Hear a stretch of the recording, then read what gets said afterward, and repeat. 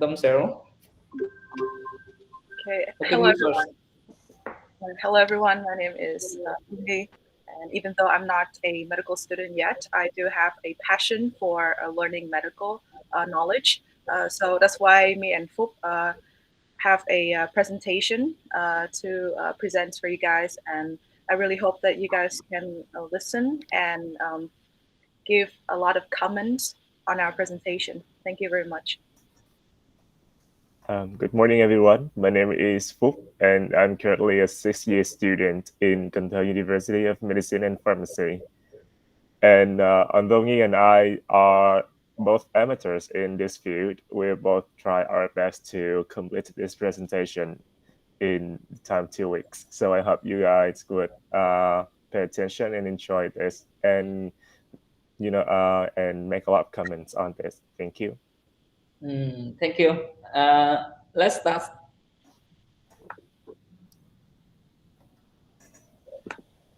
Okay, so welcome everyone to our presentation, and today we're going to present about the fundamentals of immunology for understanding immunotherapy for lymphoma. And okay, so this is the outline for our presentation. The first one is we're going to define what is lymphoma and specifically diffuse B-cell lymphoma. Next, we're going to present a case, which is only the background for our presentation. Third, we're going to talk about the factors that constitute an effective anti-tumor T-cell response in lymphoma. Next, we're going to talk about the mechanism of inadequate immune response and specifically in the tumor environment. The last one, we're going to talk about the strategies to overcome these challenges. And finally, we'll reach a conclusion. Okay. So let's move on to lymphoma. So lymphoma is a cancer of the lymph and or any organs within the lymphatic system. And there are two main types of lymphomas. There's Hodgkin lymphoma, which is the cancer of B cells called Reed-Sternberg cells. And the reason for the name is that if a pathologist discovers Reed-Sternberg cells in the biopsy, the patient is diagnosed with Hodgkin lymphoma. And Reed-Sternberg cells named for the two scientists who first identified them under the microscope. And I don't know if you guys see the image of I don't think we have the image of the on the right. Okay.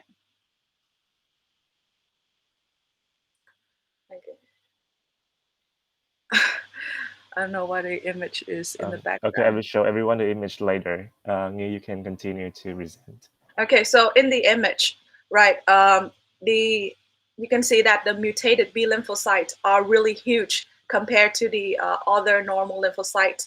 And one common variety of these cells is that it has at least two nuclei that give them the appearance of an oil ice.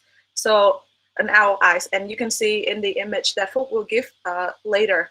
And another variety is called popcorn cell because of its lobular shape. And the different shapes of Reed-Sternberg cells may help pathologists determine the specific type of Hodgkin lymphoma. So the next the next lymphoma is called non-Hodgkin lymphoma.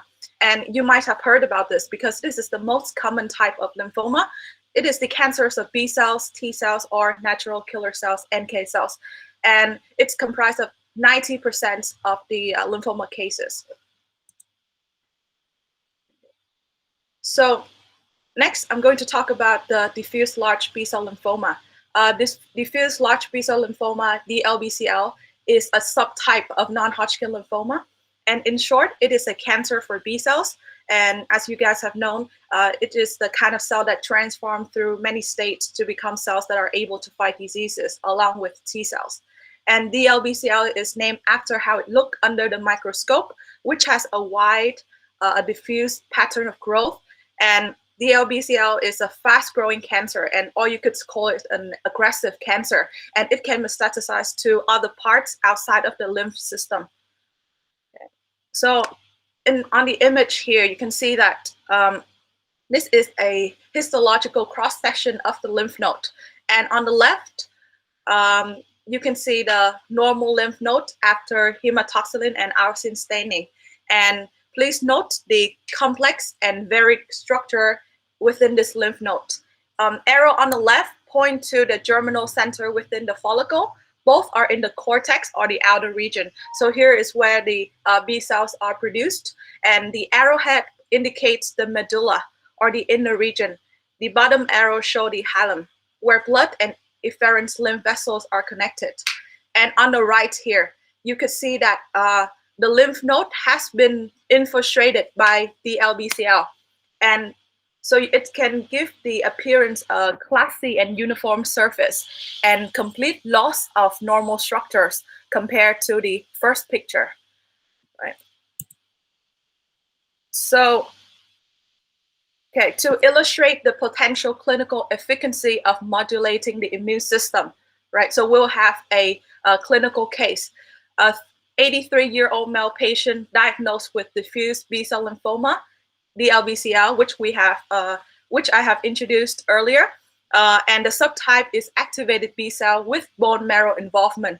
And so the diagnosis and the treatment first started in August 2015, and he was given a 6 cycle of rituximab, cyclophosphamide, doxorubicin, vincristine, and prednisone. And the results show only partial remission, and bone marrow biopsy shows residual DLBCL. He was then put on the clinical trial with acalabrutinib, which is a proton tyrosine kinase inhibitor, and pembrolizumab, which is the anti-program Death-1 PD-1 antibody. So I would like to draw your attention to PD-1, right? So this is an important signal that we're going to discuss later. Okay, so after this trial, he gained a complete remission with bone marrow biopsy and PET scan show negative DLBCL.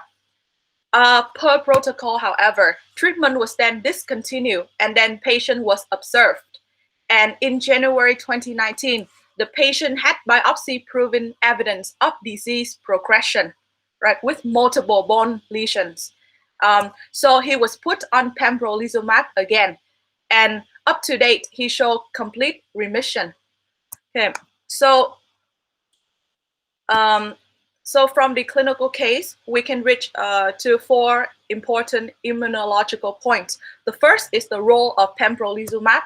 So intratumoral T cells are able to recognize and suppress the malignant B cells clone when inhibitory signals that downregulate their function are blocked. And here, inhibitory signal, the one that I've mentioned before, is program Death-1 PD-1. Okay, so this signal is we're going to discuss further in the next slides. Okay, so the cause of residual DLBCL in the clinical case is that despite the intratumoral T cells suppressing the malignant clone, they do not appear to eradicate all malignant cells, and patients commonly progress when treatment is stopped, right? So, and the cause of progression. So as we observe from the clinical case, there is a progression with multiple bone lesions. And the cause for it is that as disease recurs, intratumoral effector cells remain susceptible to suppression by malignant B cells. Now, for the last point is immunological memory issue. So no immunological memory appears to be generated by exposure to the B cell malignancy. And all of these issues need to be addressed if effective and curative immunotherapy is to be developed. Okay, so I'm going to move on to the next slide. So the factors that constitute an effective anti-tumor T cell response in lymphoma. The first one is the activation and expansion of immune effector cells or T cells. So the T cells need to be activated and expanded to lyse and eliminate the tumor cells. The second one is we're going to talk about the stages of T cells and their functions. The third one is the persistence of activated cells until all tumors are lysed. And the fourth one is immunological memory to prevent recurrence. So let's move on to the first one, right? So to recognize the tumor cells as foreign, right? The T cells need to have two important signals, okay, to recognize. And the first one is the binding by via MSC 1 and 2 molecules. So MSC stands for major histocompatibility complex 1 and 2, right? And it needs to bind to the T cell receptor. As you can see here from the picture, the MSC molecules need to bind to the T cell receptor from the CD4 or 8 T cells in order for the T cell to recognize the lymphoma cell as something that need to be destroyed or as an enemy, right? So the first important signal is the MSC, right? The MSC, MSC 1 and 2 molecules. And the second one, right, the second co-stimulatory signals further fine-tune immune stimulation and the subsequent activation of the cells. And these co-stimulatory signals include activating and inhibitory signals. So I would like to draw your attention to the image on the left, specifically on the T cell activation. So first, we have the first important signal that I have discussed, which is the binding of T cell receptor and MSC 1 and 2 molecules on lymphoma cell. So that is the first important signal. The second one is the co-stimulatory signal, and in this case is an activating signal. Now you can see from here we have CD27, which bind to its ligand, CD27 ligand. So this molecule support the antigen-specific expansion of naive T cell, and this is vital for the generation of T cell memory. Okay, and the next one is CD28, which bind to CD80 and 86, which belongs to the B7 family, right? And this is expressed on almost all human CD4 T cells and on around half of all CD8 T cell. And it's binding of these two prompt T cell expansion. Okay. And we have here the last one is 41BB or CD137, which bind to its ligand on the lymphoma cell. And when binding, it results in T cell proliferation. So these are all T cell activation signals. And the T cell inhibition signals, which is also a second co-stimulatory signal, as you can see here. The first one is PD1, which binds to BDL1. And I have mentioned before that PD1 is an important inhibitory signal. Okay, when binding to the lymphoma cell, it helps to suppress the T cells. Okay, so that's why pembrolizumab is the antibody that block this binding. Okay, so PD1, and then we have CTLA4, which is also an important inhibitory signal, which bind to the CD80 or 86 B7 family, right? So these two bindings are important inhibitory signals that tumor cells, okay, so tumor cells know that these two are the important inhibitory signals, and they use it to suppress the T cells. Okay. So on the next slide, I'm going to talk about the stages of T cells and their functions. So as you can see here from the picture, we have an antigen presenting cells or APC. It could be the dendritic cells or macrophage, and it presents the antigen on the MSC1 molecules. So if it presents the antigen on the MSC1 molecules, the T cell receptor from naive T cells will bind to the MSC molecules and differentiate into cytotoxic T cell or CD8. Okay, so since cytotoxic T cells, CD8 recognize antigen presented on a more ubiquitously expressed MSC class 1 molecule, CD8 T cells can interact with every cell in the body. Okay, and so after that, we have the antigen presenting cells, APC, which have present the antigen on MSC2 molecules, and it's bind to the naive T cell. And when it's bind to the naive T cell, it's differentiate into CD4 or mature helper T cell. and it will further differentiate into T helper 1 or T helper 2. Okay, and so these are the stages of T cells that I'm going to introduce further. So as you can see here, when there is an antigen presenting in the body, the macrophage will engulf the antigen and it will produce the antigen particles, which will be presented on the surface of the dendritic cell or the APC, antigen presenting cells. And the peptide of it will be presented on the MSC molecules, okay? And in this case, this is MSC molecules 2, MSC2, and it will bind to the T cell receptor of naive T cell or Th1, okay? And it will differentiate into different T helper cells, depends on the environment, depends on the cytokine. So naive T cell will differentiate into T helper 1 in the presence of interleukin 12. Okay, naive T cells will differentiate into T helper 2 in the presence of interleukin 4. It will differentiate into T helper 17 in the presence of transforming growth factor beta or interleukin 6. And here is the most important one, is Treg, and it will differentiate into Treg with the presence of TGFB, and the Treg that differentiate through this pathway will be called induced Tregs or iTregs. Now, the Treg can also be differentiated can be produced directly from the thymic selection, from the thymus, as presented here. So it can be, when it differentiates into Treg, it will become natural Tregs or N-Tregs. Okay, so the balance between Th1 and Th2 help to balance the immune system and maintain the homeostasis. Okay, and the balance between these helper T cells will be discussed further in the next slide by Phúc.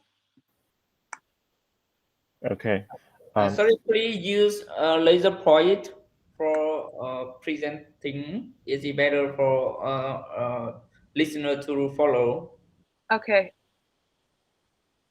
Okay.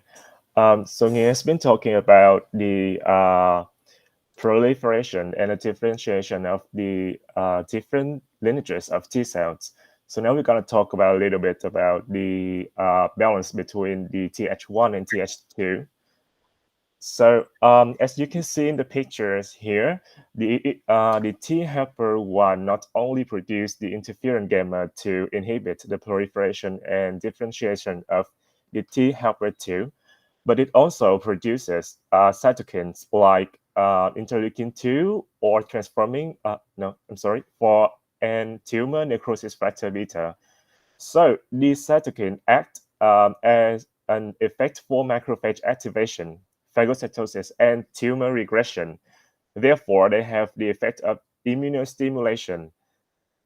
And on the other hand, the Th2 not only secretes interleukin 10 to suppress the proliferation of T helper 1, but they also secrete a range of interleukins, such as interleukin 4, 5, 6, or 13. And this interleukin has the effect of tumor progression or immunosuppression. So in other words, they have the effect of downregulation of the adaptive immunity. So normally in a healthy individual, the Th1 and Th2 will suppress each other and create a Th1 per Th2 balance. But in the TME, which is the tumor microenvironment, the Th2 is dominant due to the re-education of the tumor cells. So the tumor cells appear to re-educate the infiltrating cells so that they become the partners of tumor progression.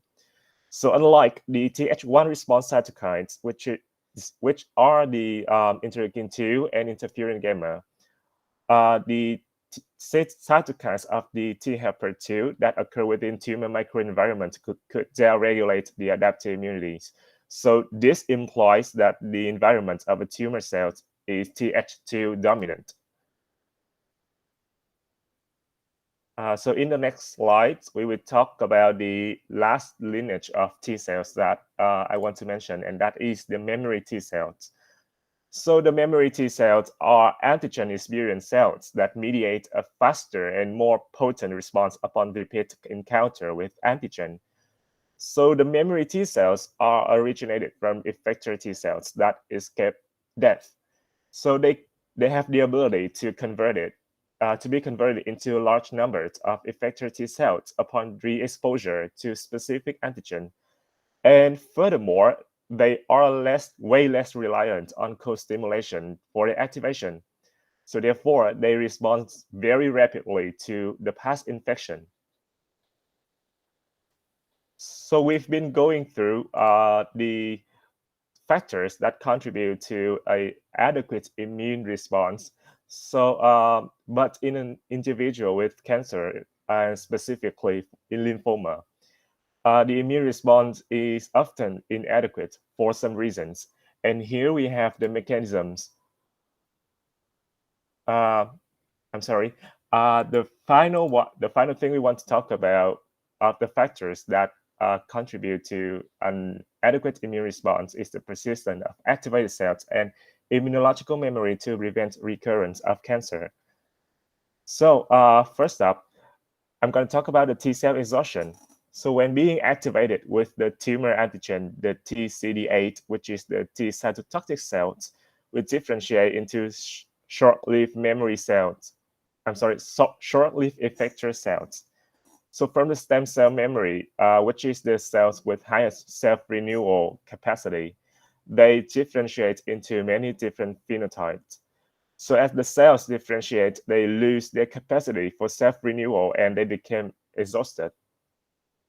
And furthermore, the sustained expression of the inhibitory receptors and the decrease of cytokine levels also leads them to exhaustion. Therefore, they need to be proliferated to ensure adequate number. And furthermore, the tumor-specific T cells also need to persist to ensure that the malignant cells can be continually inhibited should they show any sign of re-expansion after initially being suppressed by the effector T cells.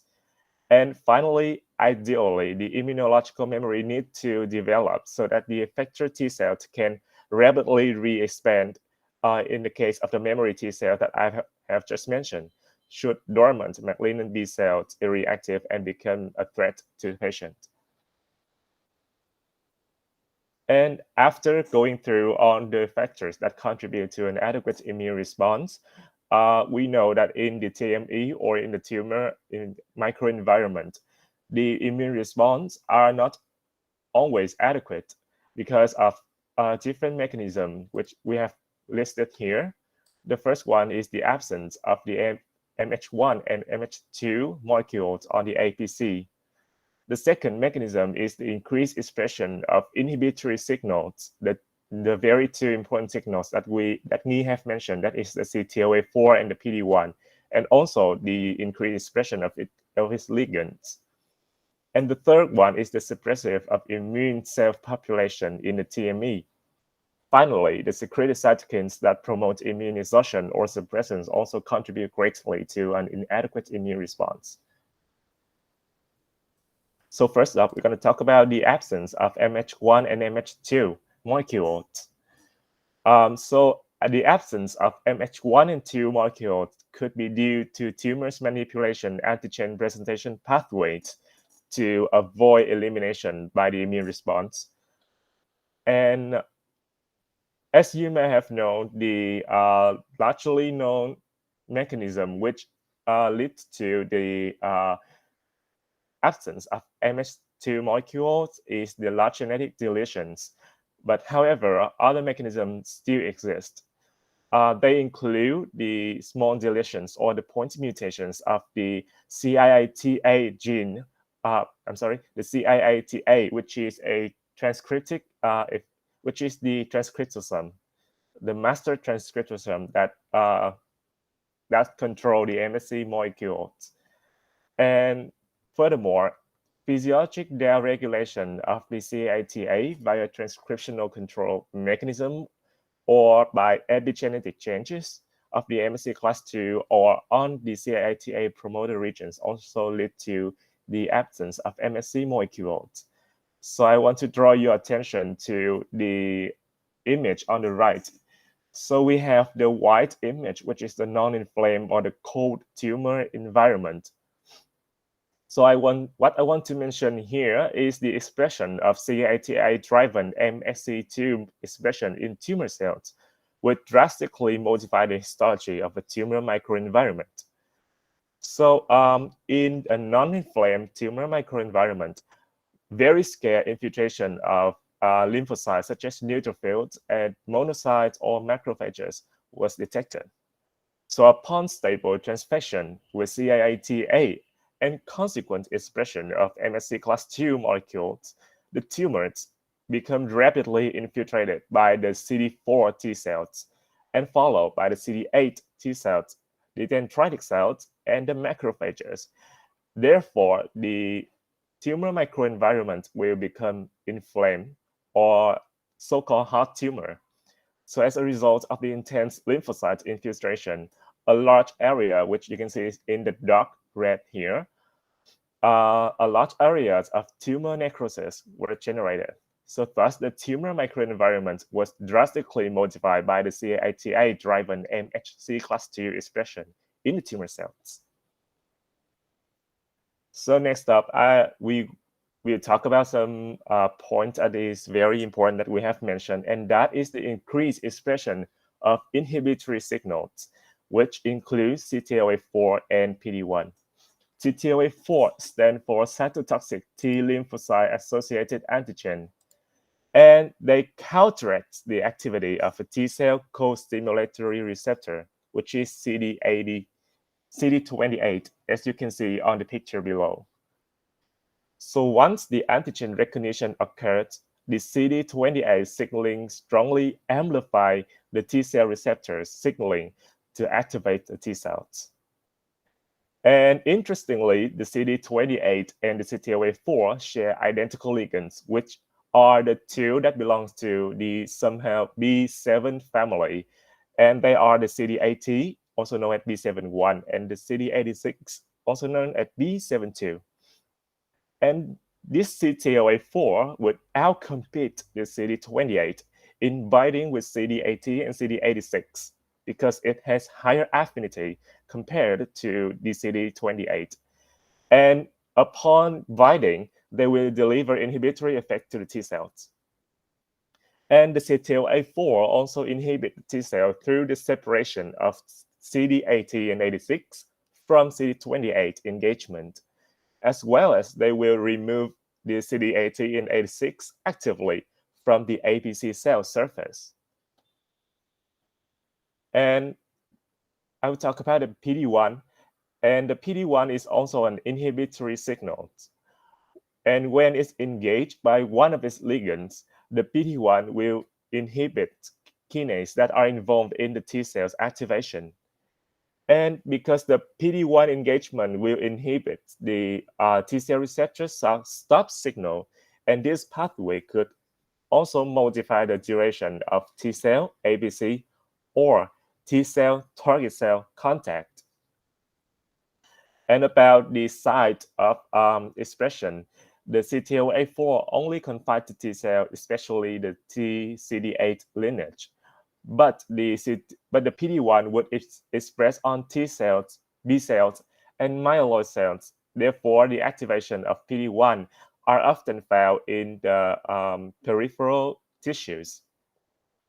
So not only the overexpression of these signals lead to immunosuppression effect, the overexpression of their ligands also count.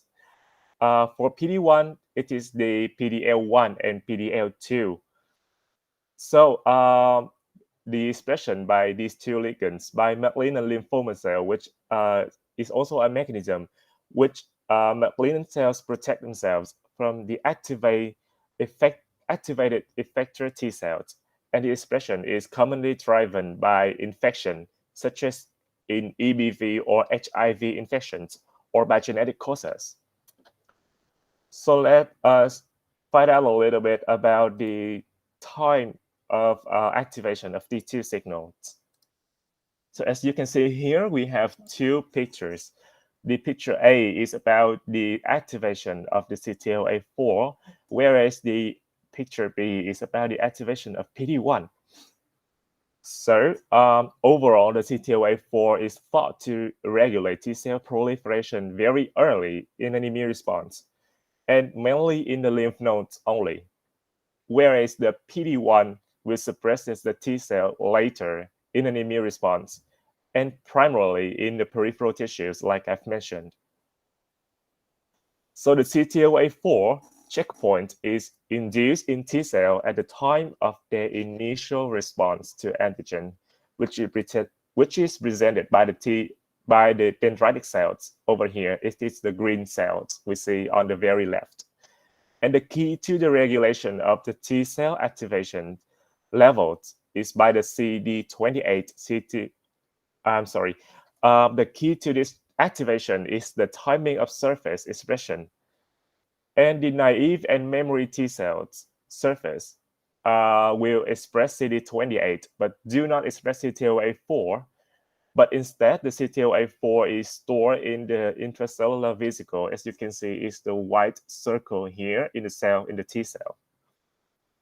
So after the T cells receptor is triggered by the antigen encounter, the CTLA4 is then transported to the cell surface. So as a consequence, it binds to the ligands on the dendritic cells, which are CD80 and CD86, and will suppress the proliferation and activation of the T cells.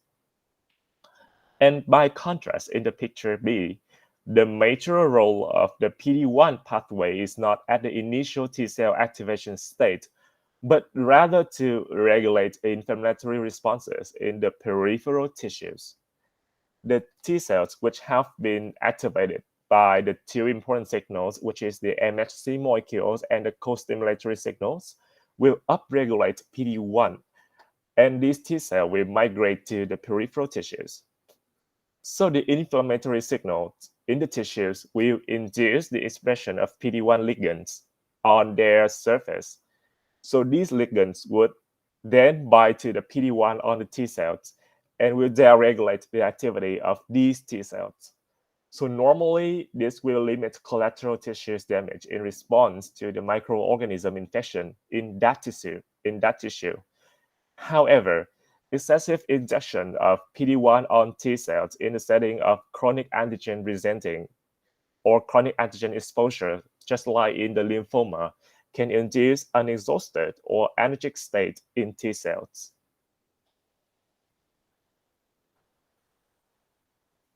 So next up, I'm going to talk about the population of the Treg cells and their roles in the TME. So as Nghi mentioned before, the Treg cells has a very important role in regulating the immune response in a normal person because they have this immunosuppressive effect.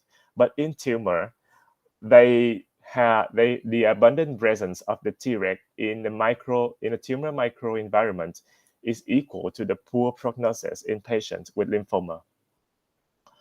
So they inhibit our immune response in many mechanisms. So the first one is by the expression of the FOXP3. You can see the red circle here in the Treg cell. So the FOXP3 is a transcription factor which upregulates the Treg. So they have various subsets for the expression of FOXP3. We have FOXP3 high and FOXP3 low. And the FOXP3 high Treg are activated cells that possess high suppressive activity. And the malignant B cells will further upregulate the FOXP3 in order CD4 T cells and make them to differentiate into suppressive subsets. And the Treg cells also produce immune suppressive cytokines such as the interleukin 10, which also down-modulate the APC functions. And to contribute to this, the Treg cell also consume the interleukin 2, as you can see at the top of the picture, the yellow signal. They consume the interleukin 2 from the surrounding via their high affinity interleukin 2 receptor. which is the CD25. So this makes it unavailable for these responder T cells because the interleukin-2 would positively influence the homeostasis and the development of a number of T cell lineages. And more important, they also express the CTLA4, which will in turn down-modulate the CD80 and CD86 expression by the antigen-presenting cells. And thus, this will deprive the co-stimulatory signal to the responder T cells. So under this deprivation of the co-stimulatory signals, the responsive T cells would respond differently based on their affinity for the TCR. The responder cell T cells with high affinity TCRs, which is the T cell receptors, the one that have the high affinity will die by apoptosis. The one with intermediate affinity will render anergic, and the one with low affinity will stay dormant. And this mechanism, including the interleukin-2 receptor dependent and the CTLA4 dependent mechanism, will form a core basis of the Treg mediated suppression in various tissues, and including the lymphoma tissues. So next up, we're going to talk about the suppressive immune cell population in the TME, and this part will be presented by Nghi. Okay, thank you, Phúc. So the suppressive immune cell population in the TME are so-called tumor microenvironment. There are also a bidirectional signaling of PD-L1 expressed by the T cells in tumor tissue. So as you can see here, we have CD4 T cell and CD8 T cell. So when the PD-1 from the macrophage bind to the PD-L1 from the CD4 T cell, it will backward signaling changes CD4 T cell from anti-tumor subset from Th1 to a pro-tumor subset, which is Th17. Okay, and the forward signaling changes anti-tumor macrophages M1 type to pro-tumor macrophages M2 and suppress inflammatory cytokine. Next, we have CD8 T cell. So the binding of the PD-1 and its ligand will lead to a backward signaling of downregulation of Tbet. Now, Tbet is a transcription factor which will downregulate the proliferation of CD8 T cells. And the forward signaling will downregulate the cytokine such as tumor necrosis factor, interferon gamma, and other cytokines which help the tumor cells to proliferate. And within the tumor microenvironment, there's also a tumor-associated macrophages, or TAM for short. Okay, so this tumor-associated macrophage have a lot of functions which help to promote the tumor cells. The first one is it secretes different inflammatory cytokine, such as transforming growth factor beta and interleukin-10. Okay, so therefore it inhibits the antigen presenting process. Okay, so the next function is that it promotes the tumor-associated angiogenesis. And the third one that we would like to highlight is it induces immunosuppressive or anti-inflammatory microenvironment, and it helps to express different immune checkpoint ligand, for example, PD-L1 and ligand CD47 on the tumor cells, which help to suppress the activity of the T cells. Okay. And the next equally important cells that we could see in the TME is the presence of MDSC. So what is MDSC? MDSC is myeloid-derived suppressor cells. And it is a heterogeneous population of cells that expand during cancer, inflammation, and infection, and that have a remarkable ability to suppress T cell response.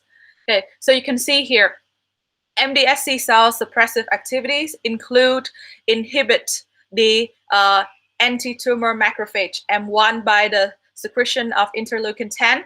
It also inhibits the proliferation and activation of T cells, and also inhibits the activity of natural killer cells.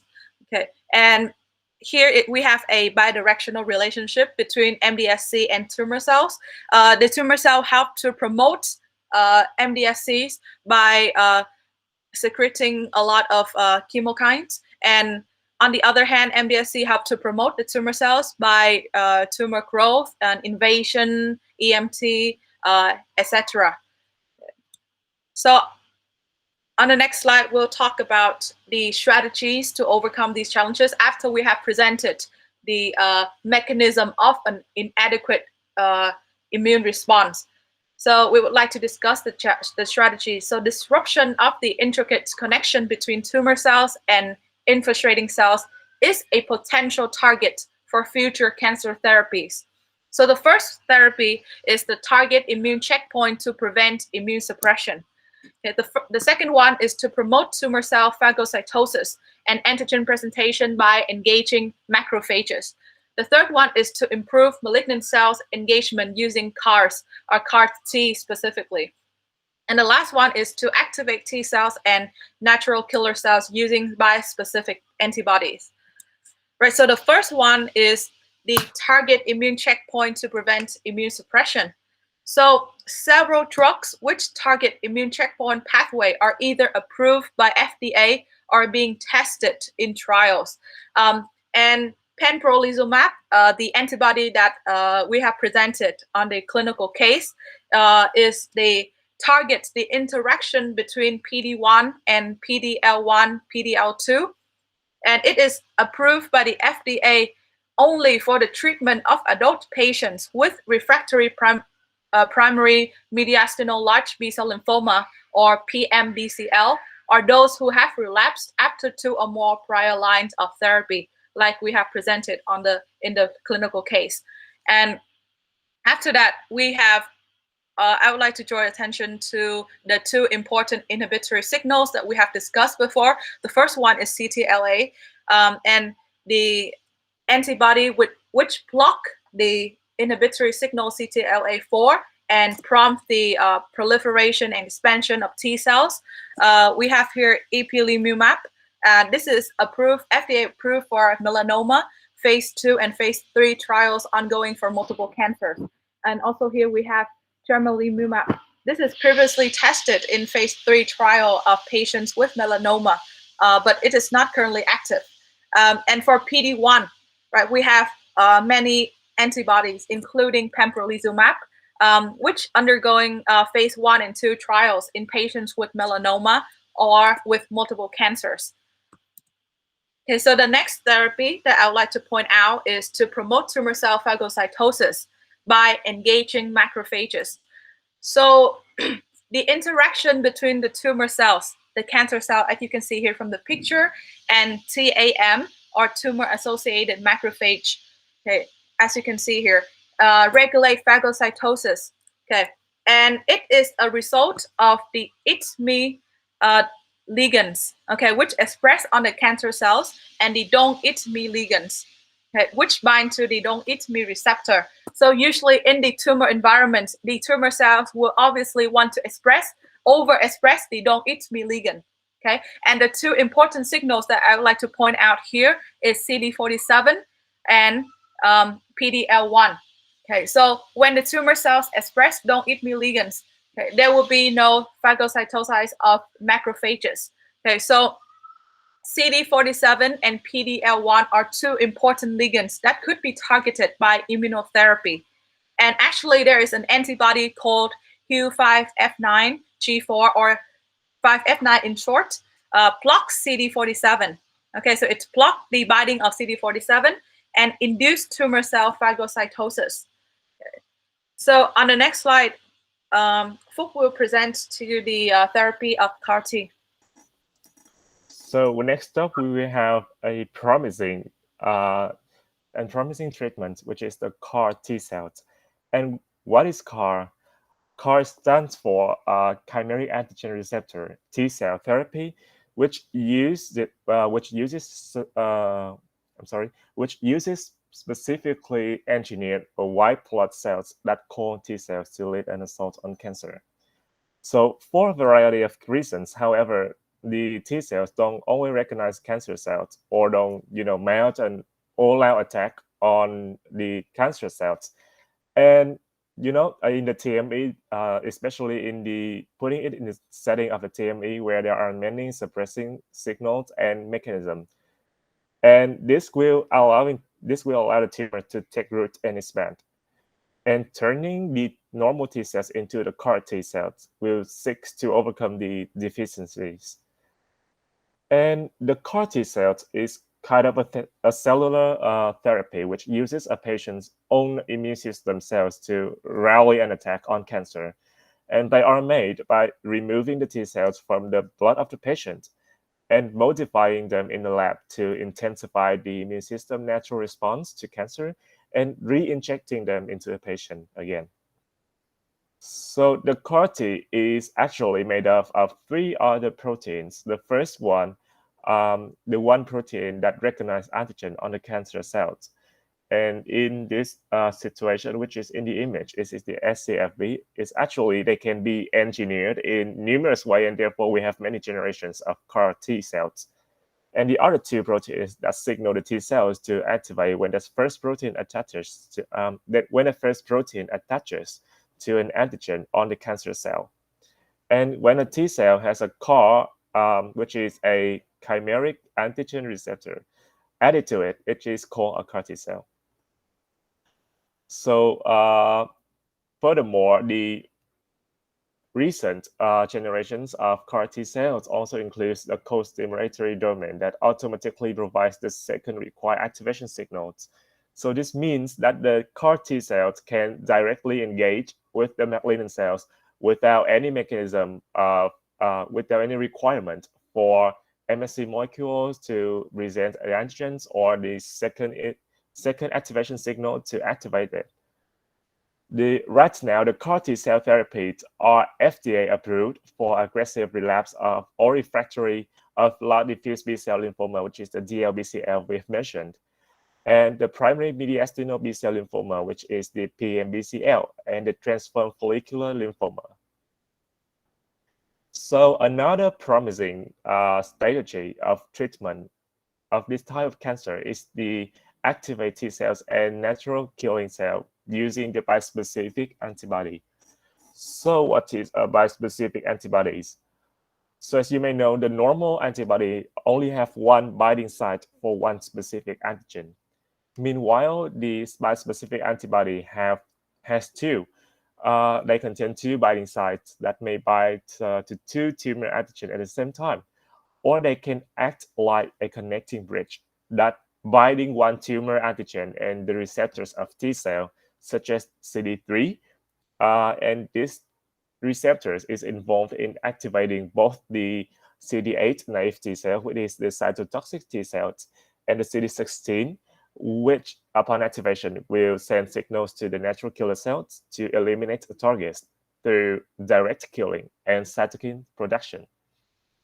And therefore, this therapy can improve tumor cell eradication by bringing the cytotoxic cells, which is you can see the pictures here. It is the orange one.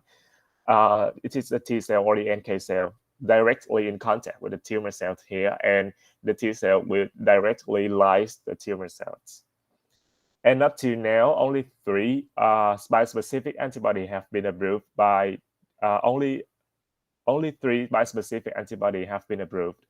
And they are, the first one is the emicizumab. Emicizumab is a humanized IgG4 targeting the factor 9 and factor X, and this is approved for the treatment of hemophilia. Second up is the blinatumomab, and this is approved in treatment of the ALL. It targets and binds to 2 proteins, which is the CD19, and that is found on the surface of the B lineage cells. And the other is the CD3, that is found on T cell. I've just mentioned is above. And this essentially bringing the 2 in close enough proximity that the T cells can better recognize the leukemic cells and kill them. And the final one that has been approved is the ketumazumab, And they are approved for the treatment of malignant ascites, such as in the case of ovarian, pancreatic, and gastric cancers. So the final treatment we want to mention, although we haven't been listed it on the list, but it is, we haven't been listed on the list because it has not been approved by FDA.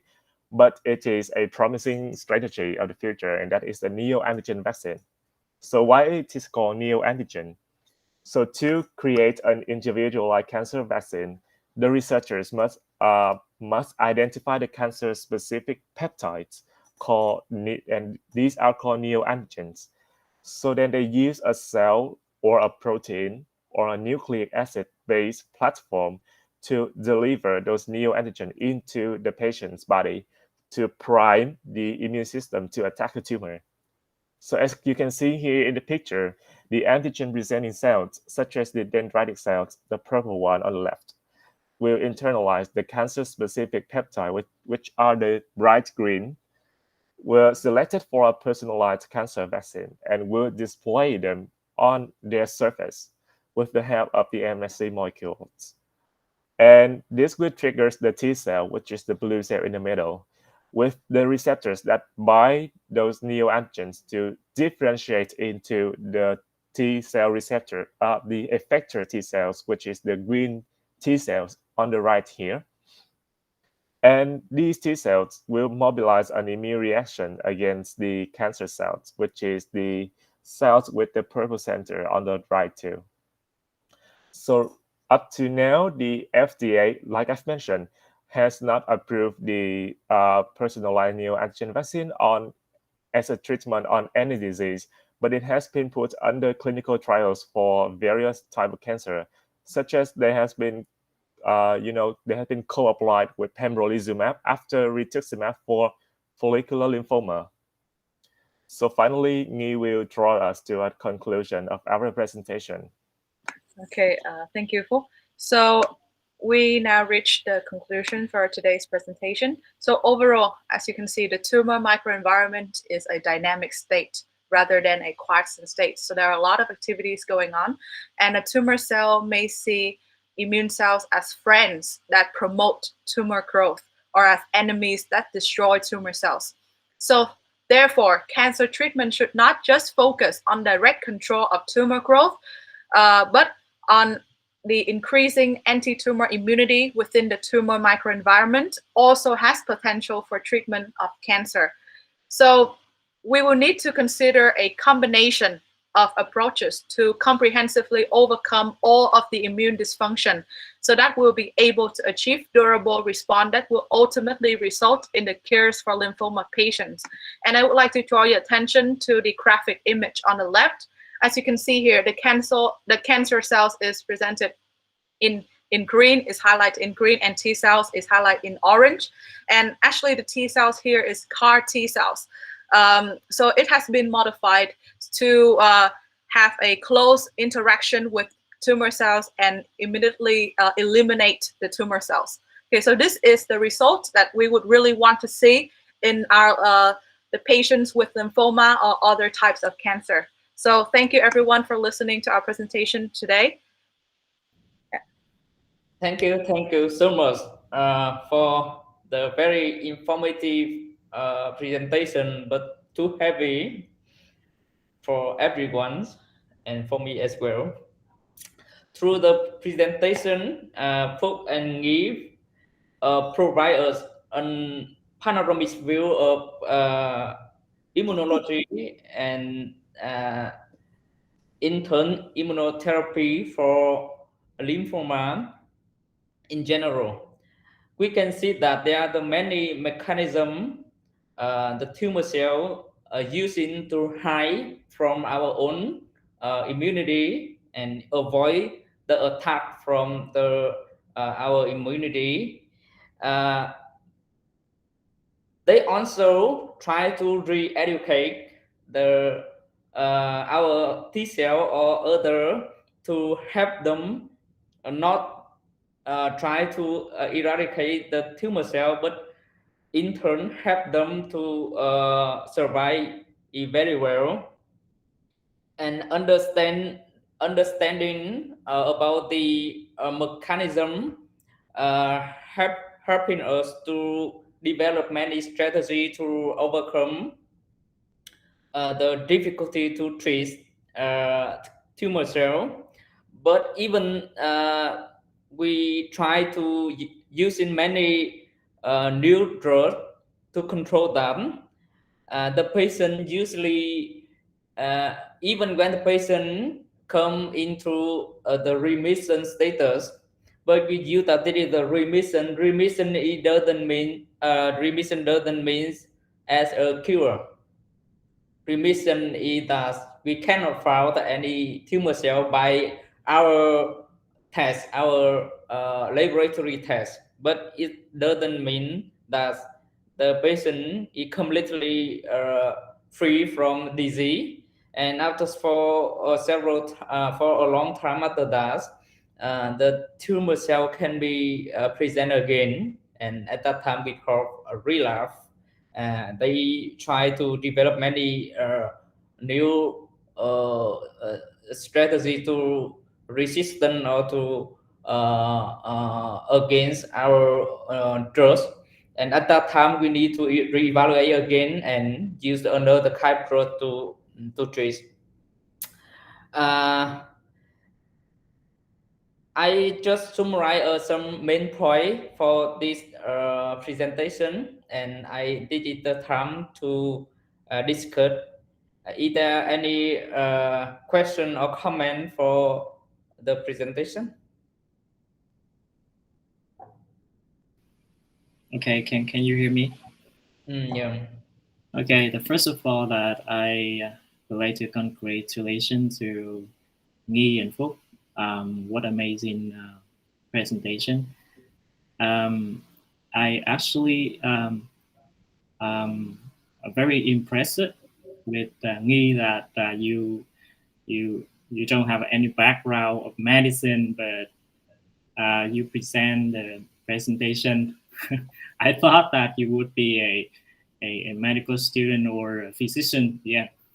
And Phúc as well, presentation that was fascinated. One thing that I don't have any questions so far, but I just have one comment.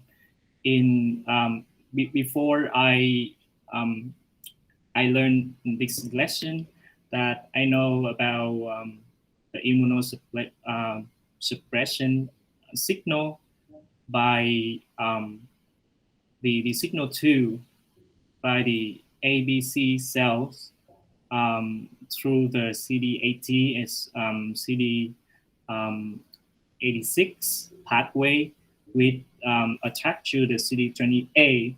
But after this lesson, I learned more about one thing through the PD1. That's interesting.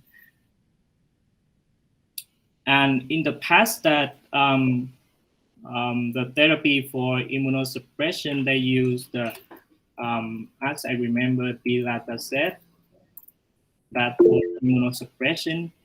And this one, this medication is now limited to use in the market because of induce of lymphoma. But for immunotherapy, they use the mechanism through the PD1 to treat patients with lymphoma. It's very interesting. And yeah, I learned a lot from this presentation. Thank you.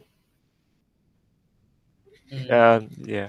Thank you, Dr. Tin, for your comment on our presentation. Actually, many of the great article and great reference was found and interpreted by Nghi, though she hasn't been entered the medical school yet, and I really appreciate that. She's been really incredible. Thank you. Hope you too. I've added a image of the rich stem cells in the final slide. Nghi, if you can, move forward to one slide forward. No, I mean, last slide. I added to the last slide after the conclusion. Can you see? No, can you present it on the? Okay, so I will present it.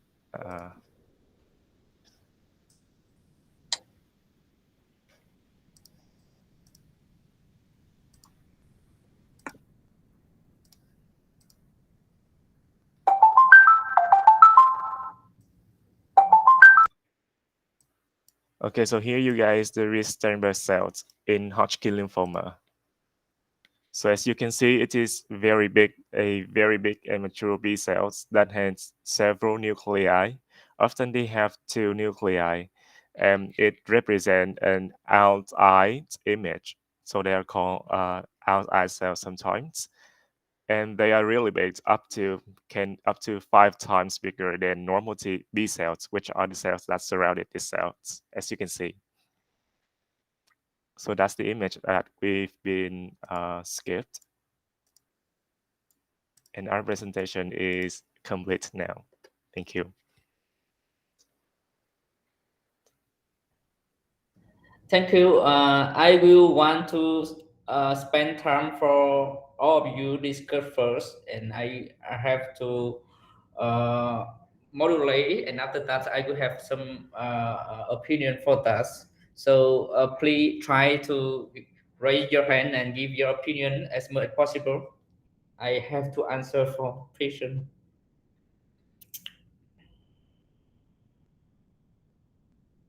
Who will be the next?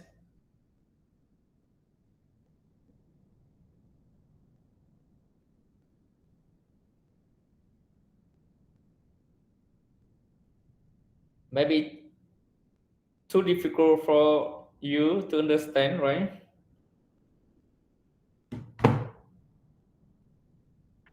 Okay, I will have some comment, and we will discuss some points. Firstly, I want to mention about the differentiation between the Hodgkin and non-Hodgkin lymphoma. Is it the fact that non-Hodgkin lymphoma is not a disease?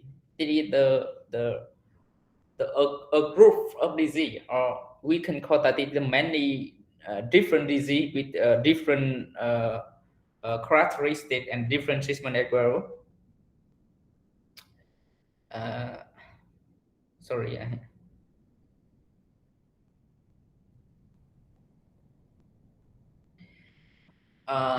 Because Hodgkin lymphoma were found first with the very typical imagery with the rich stem cell or Hodgkin and rich stem cell. You know, there are the three authors contributed to this finding, including Hodgkin, Ree, and Dr. Stenberg as well. But they don't know how to name it for their contribution, so they arrange the name in alphabetical in order. HRS cell, Hawking Ree-Stenberg cell. So nowadays they call Ree-Stenberg cell as the HRS cell or Hawking Ree-Stenberg cell. This is a very typical. This is as Fook mentioned, this is a very large cell with binucleated cell with the very clearly nuclear line. You can see at the popcorn. But for other kind of lymphoma, you know, during the differentiation of the B cell, they experience many stages, and each stage they can gain some mutation and develop transform to tumor cell at this stage. So we have we have more than 40 type of non-Hodgkin lymphoma. Hodgkin lymphoma is truly a disease with 5 subtypes, but non-Hodgkin lymphoma is not the same like this way. We have over 40 kinds of non-Hodgkin lymphoma. So I think in the future, because Hodgkin lymphoma is very famous. So all the rest of lymphoma, which is not Hodgkin, they call that non-Hodgkin. But in the future, I hope that this terminology will be disappear because it's not fair. It truly is not fair. So today we focus on the one common type of non-Hodgkin lymphoma. We call that DLBCL, diffuse large B-cell lymphoma. This is a very common and also very aggressive lymphoma required to treat aggressively. And the second point I want to mention that is how does an immune response work. This is the key point to understand this presentation. As we present, we need to at least two conditions or two signal to can work to immediately work fully. At the first time when the foreign bodies of antigen or bacteria or other even tumor cell, they appear, they will meet with the APC first. APC, that means antigen presenting cell, and APC will take some specific peptide in the foreign bodies and present it in their MHC molecule. That's a major a histocompatibility complex molecule, and it depends on the kinds of MHC. If MHC1 class 1, it will bring the peptide present to the TCDA, and if the MHC class 2 is present to the TCD4 cell.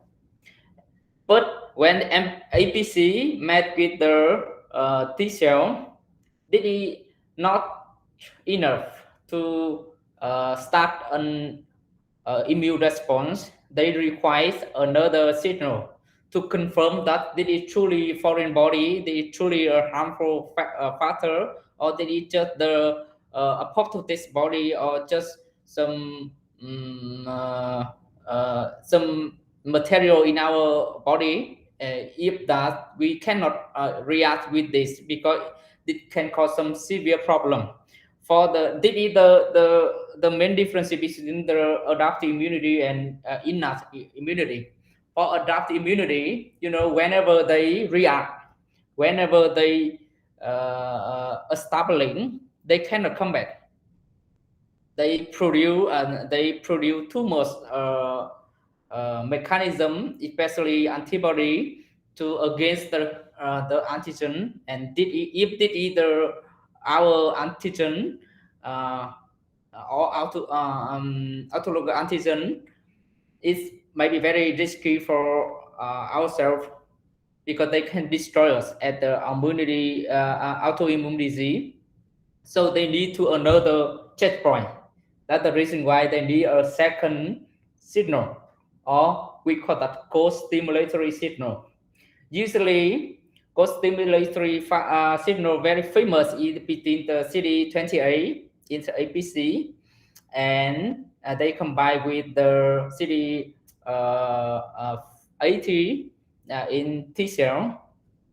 And if the co-stimulatory signal confirm that it is truly a harmful factor, the T cell will be activated fully, and they regulate all the other cells to have to fight for antigen or for pathogen.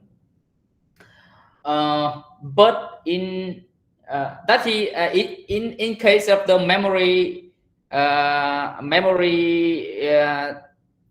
immunity, the reason why the second immune response is much faster than the first response, because they don't need to confirm with the second signal. this cell they have their own remember about the second signal. So when they match then they miss again with the pathogen, they just need one signal. That's the reason why they can be react very fast. But in case of cancer, the tumor cell, in fact, they are not the foreign body.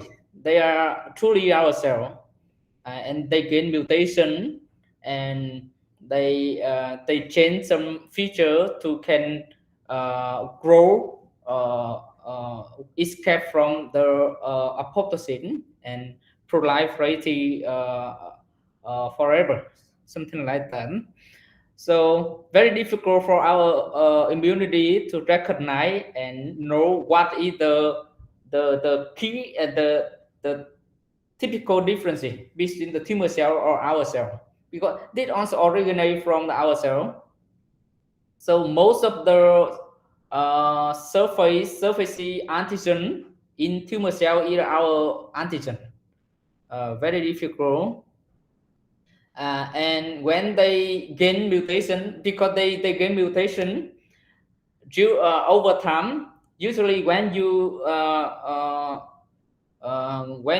read about the cancer, you can find that there is many kind of mutation in the in a cancer.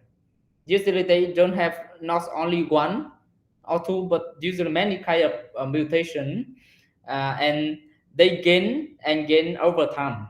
So that's the reason why memory immunity seem don't have for the situation, because they gain mutation and develop and resistant for when exposed the drug for a certain time. That is the role of the co-stimulatory signal.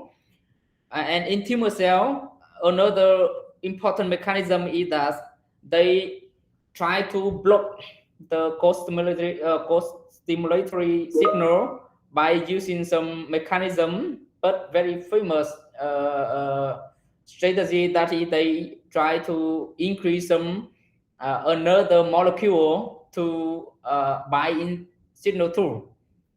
Instead of co-stimulatory signal, they use some we call the co-inhibitory signal, something like PD-1 or CTLA-4.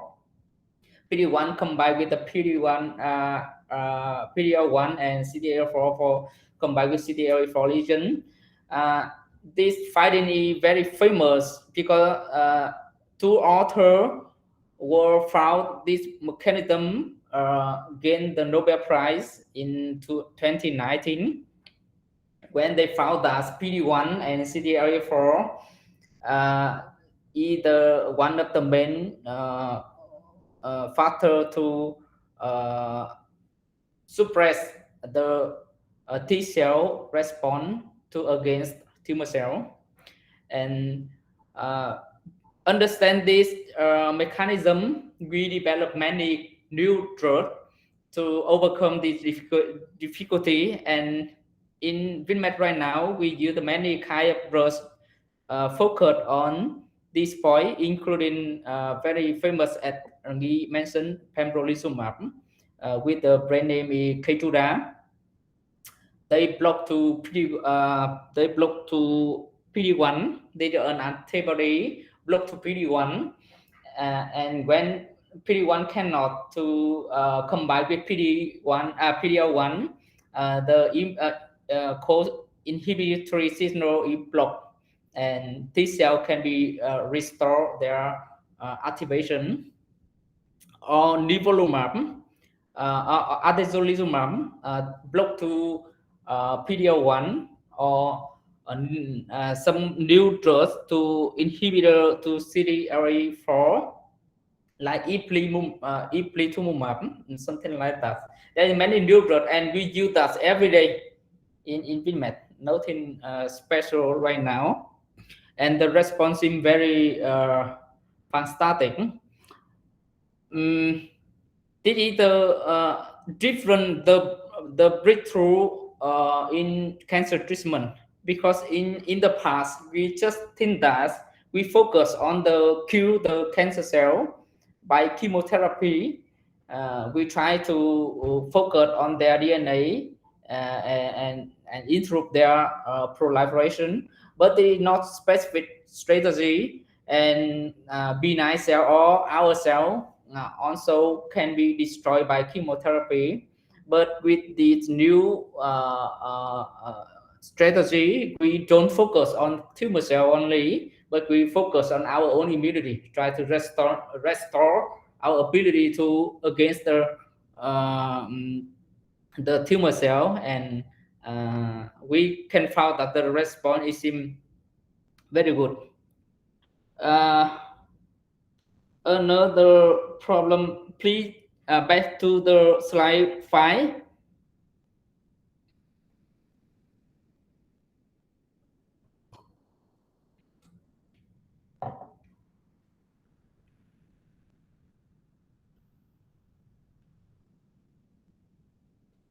Is this slide correct? Slide 5, not number 5.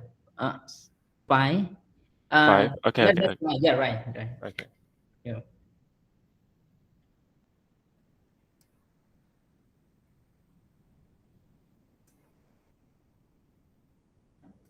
In here, they presented a very interesting case. The DLBCL patient, and you know that in lymphoma, similar to leukemia, we discussed last week. 7+3 regimen is a typical regimen for AML for several decades. And in lymphoma, in non-Hodgkin lymphoma, for Hodgkin lymphoma, we have a very famous treatment, famous chemotherapy named as ABVD. In lymphoma, in non-Hodgkin lymphoma, we have the very famous protocol. We call that ACHOP. And ACHOP is the standard treatment for this case is including rituximab 4R, ACHOP, HOP, cyclophosphamide, O, that's me, oncovin, that is the vincristine, S is the hydroxydoxorubicin, and P is prednisone, and ACHOP is the typical regimen for several decades, like 7+3 in AML. And the response seems very good. But for this case, the patient after treatment with ACHOP, they cannot achieve the CR, just achieve PR, that means partial remission. And they try to new targeted therapy. This is not the typical treatment, because in this treatment are ongoing clinical trial, and FDA do not approve for this. And in clinical practice, after fail with the ACHOP, we change to another kind of chemo, more stronger chemo to treat. But for this case, with the 83 years old, it seems cannot work for very elderly patient.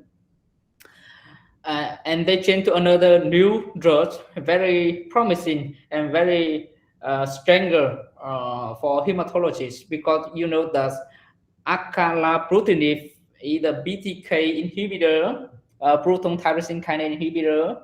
BTK is the very important component of the B cell receptor signaling pathway. So because DLBCL is the B cell disease, so one of the main pathway to maintain or B cell to survive is the B cell receptor signaling pathway.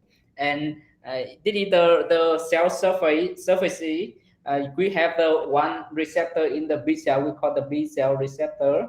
And when there is the ligand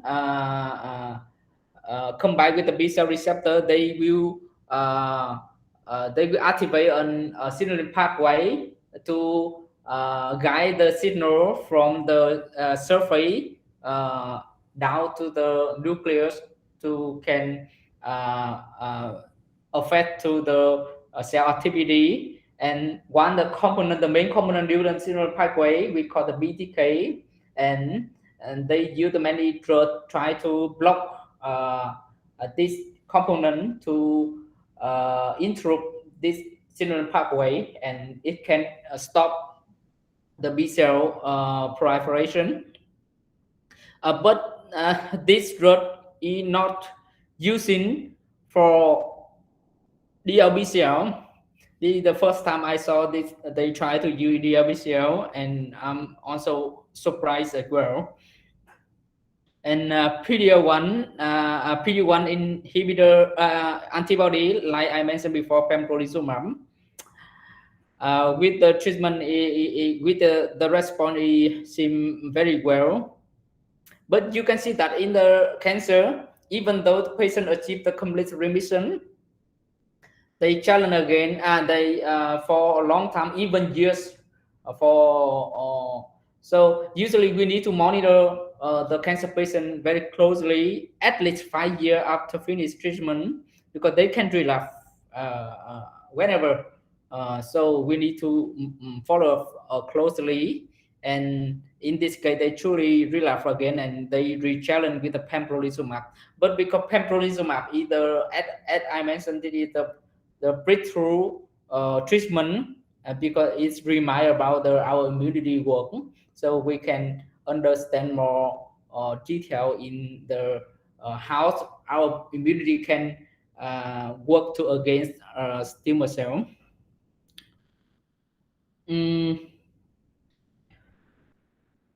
Okay, is there any comment?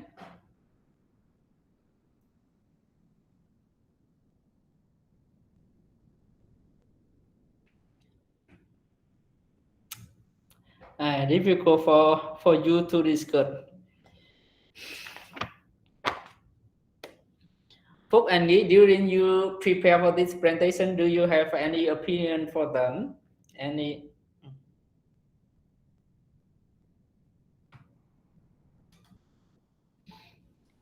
Nghĩ, you may want to go first.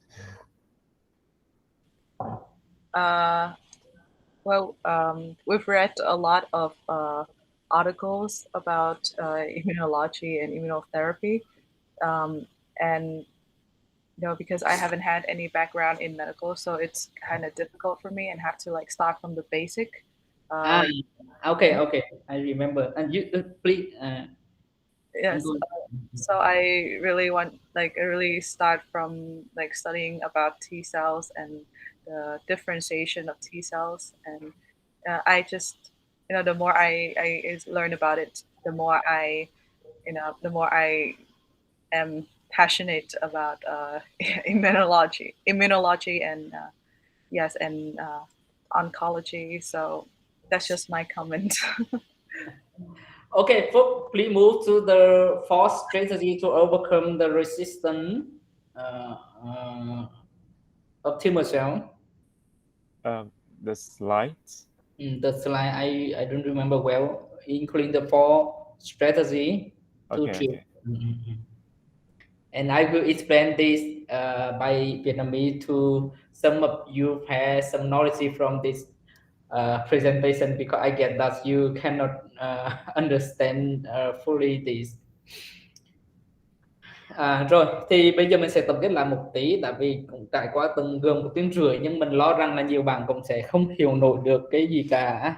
Thứ nhất là các bạn sử dụng ngôn ngữ rất là phức tạp, kèm theo đó nội dung của bài nó quá phức tạp đi nhưng mà hôm nay thì các bạn cũng nên biết về cái miễn dịch học, tại vì là nó không chỉ dùng trong điều trị của cái bệnh lý ung thư đâu, đặc biệt là lymphoma đâu, mà nó liên quan đến rất nhiều các cái bệnh lý mà các bạn học trong các chuyên ngành khác. Ví dụ như bệnh lý tự miễn chẳng hạn, thì bản thân bệnh lý tự miễn cũng là bệnh lý của hệ thống miễn dịch thôi và rất nhiều các bệnh lý khác như nhiễm trùng chẳng hạn thì cũng là bất thường về miễn dịch mà thôi. Thì trong cái ngành ung thư học, đặc biệt là các cái chuyên ngành nghiên cứu về lymphoma, thì người ta học rất là sâu về miễn dịch học, người ta hiểu rất rành về cách hoạt động của các cái tế bào trong hệ thống miễn dịch. Tại vì bản thân cái đối tượng nghiên cứu chính là các cái tế bào này nó bị đột biến, cho nên các bạn cũng cần biết.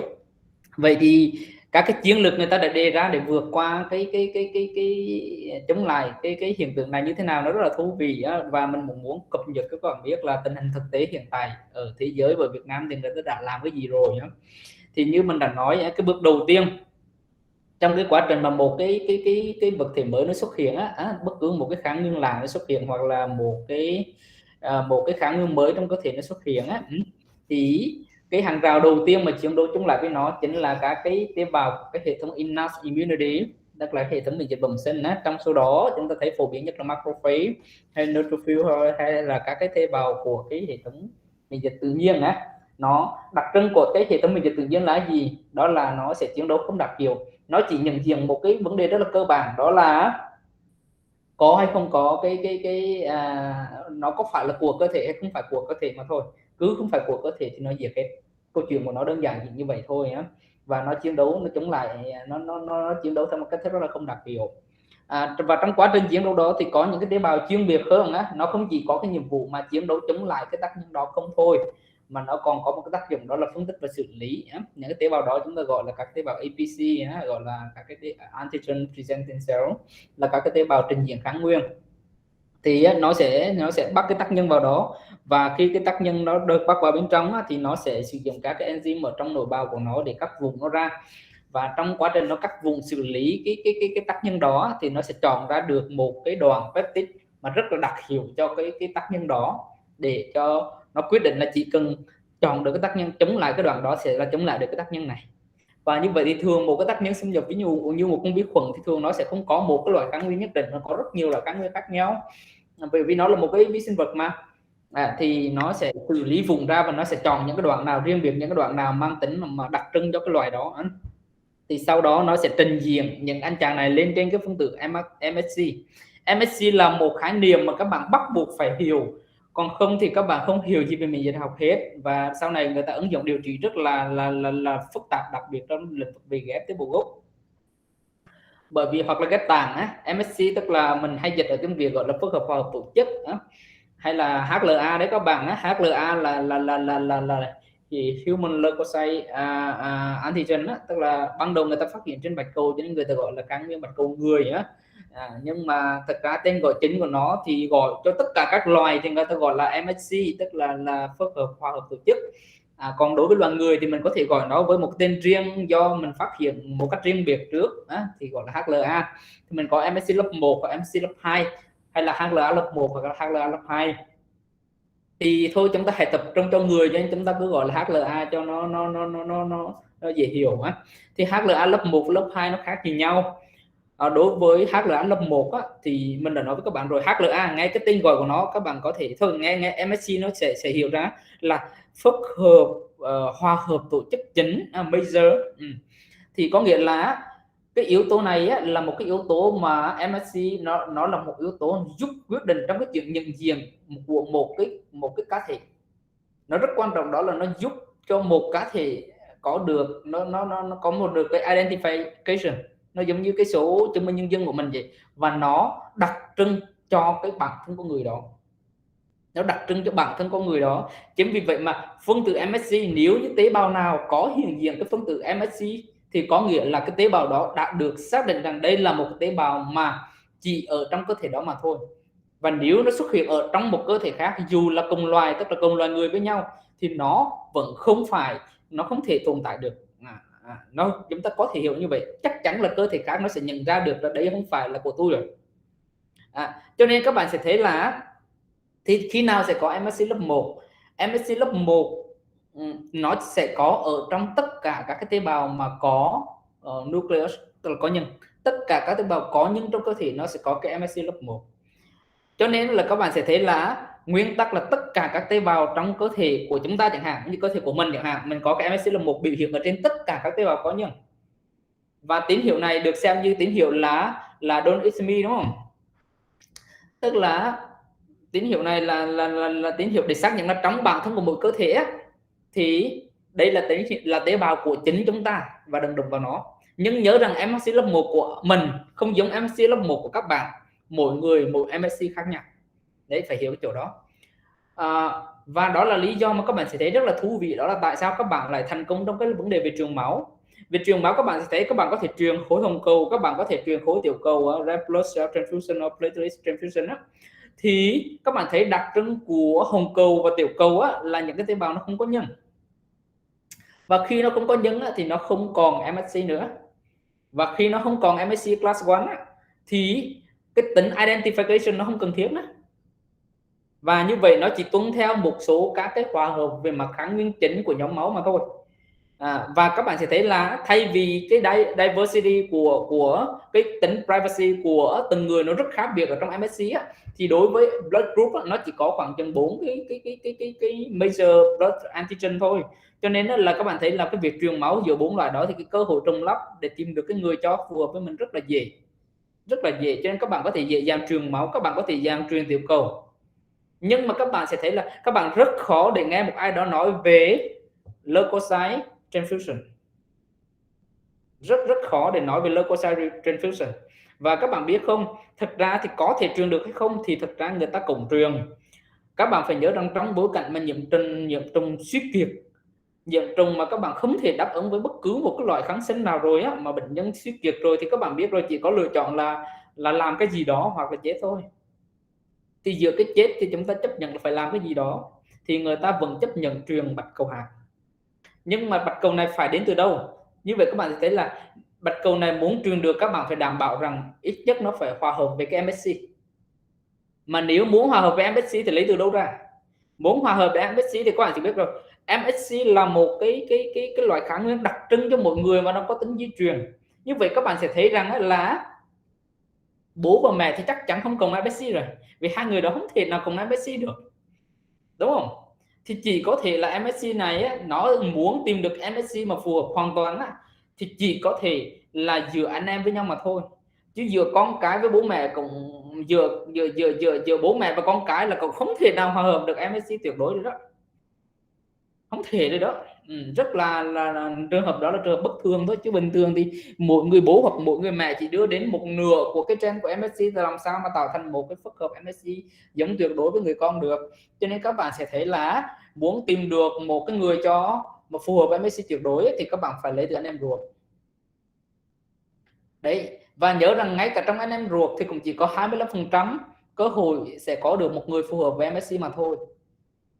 Đấy, cho nên các bạn thấy là cái khó khăn trong cái vấn đề mà sử dụng bạch cầu hạt cộng như ghép tạng, cộng như vấn đề về ghép tạng nó rất phức tạp ở chỗ đó. Đặc biệt là ghép tế bào tạng máu, tại vì các bạn phải tìm được một cái donor, mà cái donor này muốn dùng được, các bạn sẽ thấy như vậy. Và người ta khảo sát là sao? Bây giờ người ta khảo sát là nếu như đối với máu thì cứ khoảng 4 người các bạn sẽ tìm được một người phù hợp nhóm máu, mà thậm chí không phù hợp nhóm máu thì mình truyền chéo với nhau cũng được. Nhưng mà đối với trường hợp của MSC á, mà để có thể tìm được một người có MSC phù hợp khoảng 10/10, tức là người ta xem xét đến 10 cái antigen chính của cái phức hợp MSC á, thì nó phải đòi hỏi là ít nhất là 1 triệu người có một người, nếu như không phải tìm trong gia đình. Nếu như tìm trong cái general population á, thì nó phải mất khoảng 1 triệu người để có một người. Và như vậy người ta sẽ xây dựng một cái ngân hàng, một cái tissue bank để mà người ta tập hợp. Và cứ nhớ là các bạn phải ngân hàng đó phải đảm bảo tối thiểu có 1 triệu thành viên, thì khi đó mới hy vọng rằng khi một cái bệnh nhân nào đó người ta cần thì mình có cơ hội mình sẽ tìm được một cái người phù hợp với cái band đó. Các bạn sẽ thấy là MSC nó có cái tính identification rất là cao như vậy. Nhưng mà đó là chúng ta đang nói về cái MSC class 1. Mình có một cái MSC nửa, đó là MSC class 2. Mà MSC class 2 hay là HLA lớp 2 á, thì các bạn thấy nó có một cái đặc điểm khác. HLA lớp 2 á, thì nó liên quan đến cái vấn đề là những cái tế bào chuyên biệt cho cái APC thôi, tức là những tế bào trình diễn kháng nguyên mà thôi. MSC lớp 2 không phải là tế bào để mà nhận diện tôi là ai, mà MSC lớp 2 là tế bào để đi chiến đấu với người khác. MSC lớp 2 sẽ đi chiến đấu với người khác. Đó là cũng là lý do mà vì sao các bạn sẽ thấy là MSC lớp 2 nó trình diễn cho ai? MSC lớp 2 nó trình diễn cho tế bào TCD4. MSC lớp 2 nó trình diễn cái tế bào TCD4. Mình hay nhớ một cái quy tắc rất là dễ, đó là 1x8 bằng 2x4. Tức MSC lớp 1 thì trình diễn tế bào TCD8 và MSC lớp 2 thì trình diễn tế bào TCD4.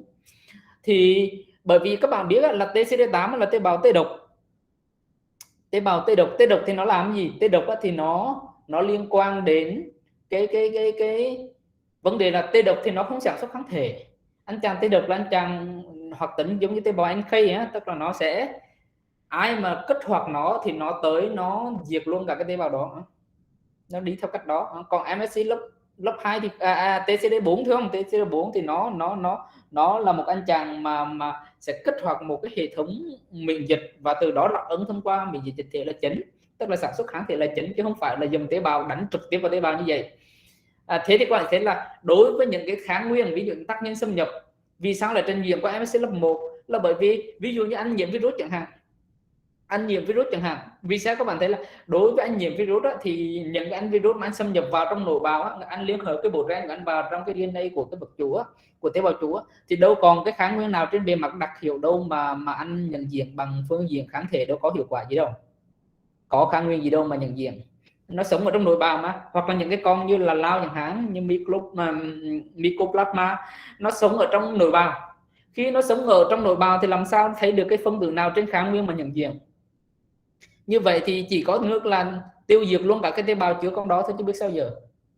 Và muốn tiêu diệt luôn tế bào chứa con đó thì thôi, tế bào này nó đã xâm nhập vào trong tế bào của vật chủ chúng ta, mà vật chủ chúng ta là của tất cả các vật chủ chúng ta đều có cái MHC lớp 1, mà MHC lớp 1 đã nói rằng là của tôi, của chính mình, đừng có tiêu diệt mà. Thế thì làm sao? Thế thì nó xử trí kháng nguyên và nó trình diễn đến MHC lớp 1, tức là lúc này MHC lớp 1 bị biến đổi tính chất. Bất cứ lúc nào MHC lớp 1 bị biến đổi tính chất, tự động có thể nhận diện rằng tế bào này có vấn đề, hoặc là tế bào u này, hoặc tế bào bị nhiễm virus này, hoặc tế bào bị sốc nhiệt gì đó biến đổi tính chất rồi.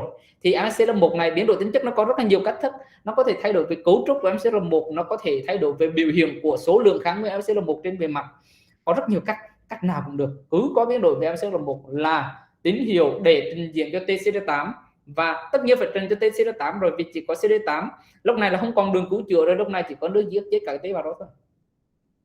Đấy, thì nó sẽ tấn công luôn cái tế bào đó và nó tiêu diệt. Nhưng trong trường hợp của các cái kháng nguyên ngoại bào hoặc là các tác nhân khác nói chung, thì có một anh chàng chuyên biệt hơn, lợi hại hơn á, nó kích hoạt đa dạng các con đường hơn, đó là con đường của MSC lớp 2. Thì nhớ rằng không phải tế bào nào cũng có được MSC lớp 2 giống như là MSC lớp 1. MSC lớp 2 hay là HLA lớp 2 á, nó chỉ có ở những tế bào chuyên biệt để trình diễn kháng nguyên. Đó là những tế bào nào? Đó là những tế bào gồm có như là nổi tiếng nhất là macrophage, đại thực bào, và thằng chuyên biệt nhất của nó đó là DC, dendritic cell.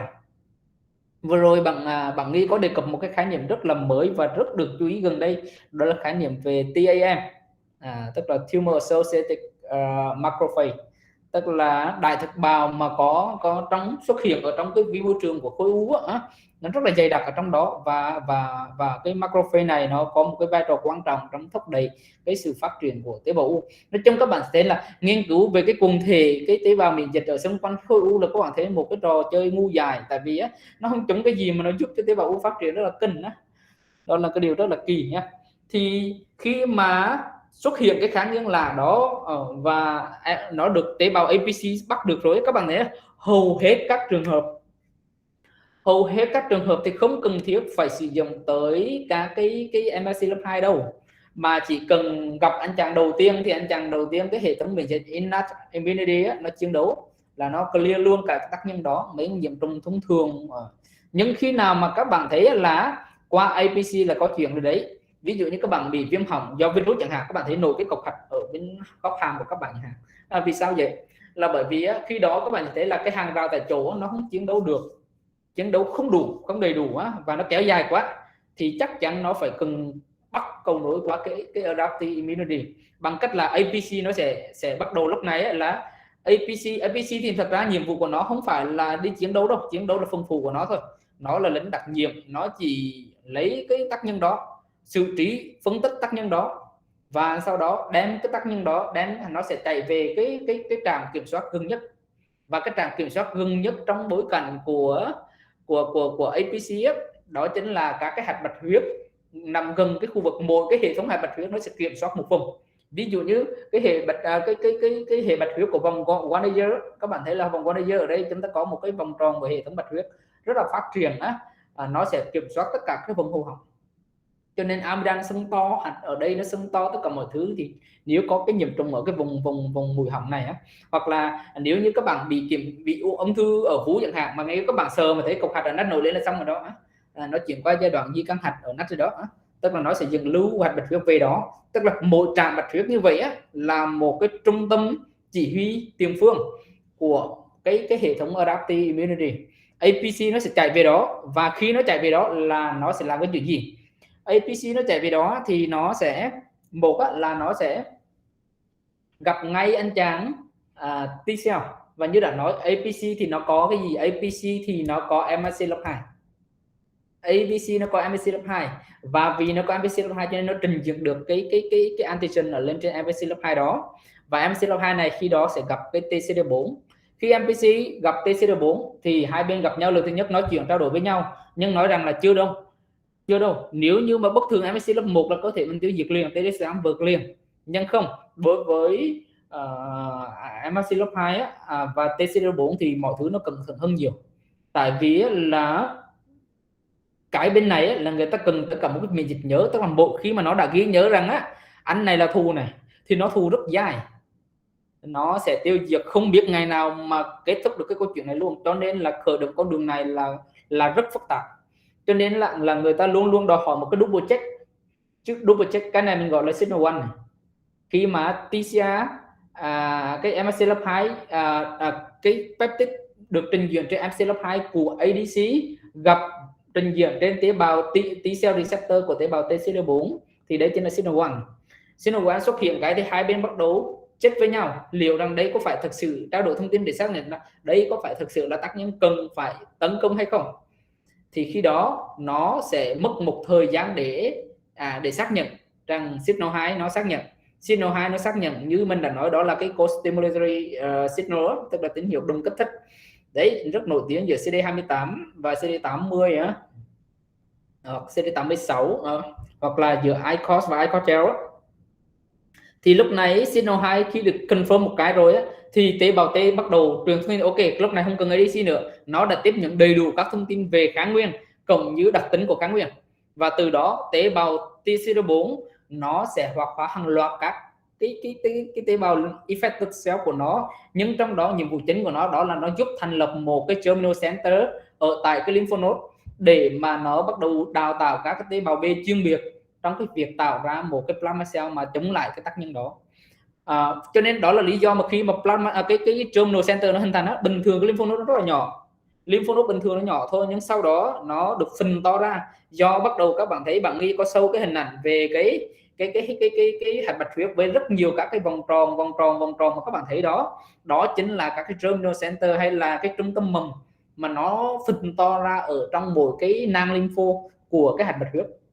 Và chính vì rất nhiều nang nó được hình thành, nó phình to lên như thế cho nên cái hạch nó to lên, và các bạn sờ thấy cái cục hạch.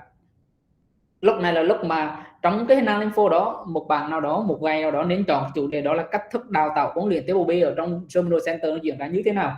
Nó rất phức tạp, nhưng nhìn chung nguyên tắc chung của nó cơ bản đó là nó bắt đầu đào tạo và tăng sinh tế bào B chuyên biệt. Trong quá trình đó thì nó sẽ đào tạo ra tế bào T. Sau khi có được đầy đủ thông tin về kháng nguyên, nó sẽ đào tạo tế bào B để tế bào B tạo ra kháng thể chuyên biệt cho chống lại cái anh chàng mà kháng nguyên đó. Quá trình này nó diễn ra mất từ 7 đến 14 ngày, và đó là lý do mà các bạn thấy là giống như trong Covid chẳng hạn, chúng ta thấy là chúng ta có một cái thời gian cách ly từ khoảng 14, có lúc nó dài hơn 21 ngày tùy vào cái thời gian hình thành đáp ứng miễn dịch này. Đó là, và luôn luôn là như vậy bệnh lý của virus nói chung thì các bạn sẽ thấy là nếu bệnh nó sẽ thường diễn tiến khoảng 7 đến 14 ngày. Khi mà cái tế bào B chuyên biệt nó đã được đào tạo rồi thì nó sẽ clear rất là nhanh tụi em đã hình thành là xong việc đó. Nhưng mà nếu như nó chỉ hình thành những kháng thể vớ vẩn những kháng thể vớ vẩn mà không giải quyết được cái không thể nào clear, hoặc cái bóng kia nó có cách nó trốn thì dù cho xuất hiện kháng thể không đồng nghĩa với chuyện các bạn sẽ khỏi bệnh. Hoặc là nó thay đổi kháng nguyên liên tục thì các bạn cũng bó tay thôi Cho nên vì sao mà miễn dịch thể nói chung cho tới hiện tại đối với ung thư rất là vô nghĩa.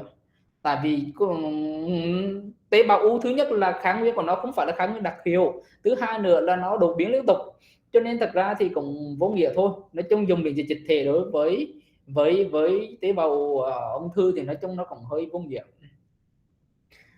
Thì sau khi nó hình thành được rồi thì bắt đầu tế bào B, và các bạn thấy trong bối cảnh mà miễn dịch nhớ thì các bạn thấy là tức là trong số những tế bào B được huấn luyện tạo thành cái tế bào chuyên biệt để đáp ứng với tác nhân đó thì hầu hết sẽ đem đi chiến đấu, tức là hầu hết sẽ chuyển dạng thành plasma cell để tập trung sản xuất cái antibody để chống lại cái antigen thôi. Nhưng mà một số ở trong đó thì nó không chuyển thành plasma cell mà chuyển thành memory B cell.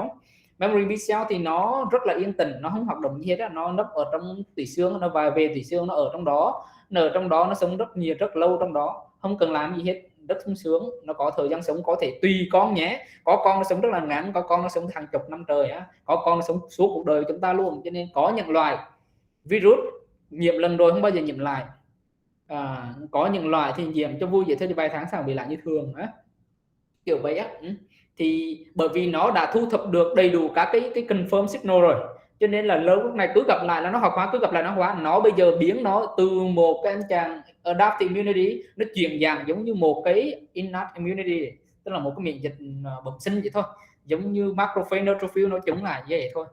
Đấy, thì vấn đề là mình hiểu sơ bộ như vậy của một cái quá trình hình thành đáp ứng miễn dịch như vậy á, thì bây giờ mình biết cái cách thức để mình chiến đấu chúng, là cách thức để mình correct lại cái hiện tượng này như thế nào trong với tumor cell.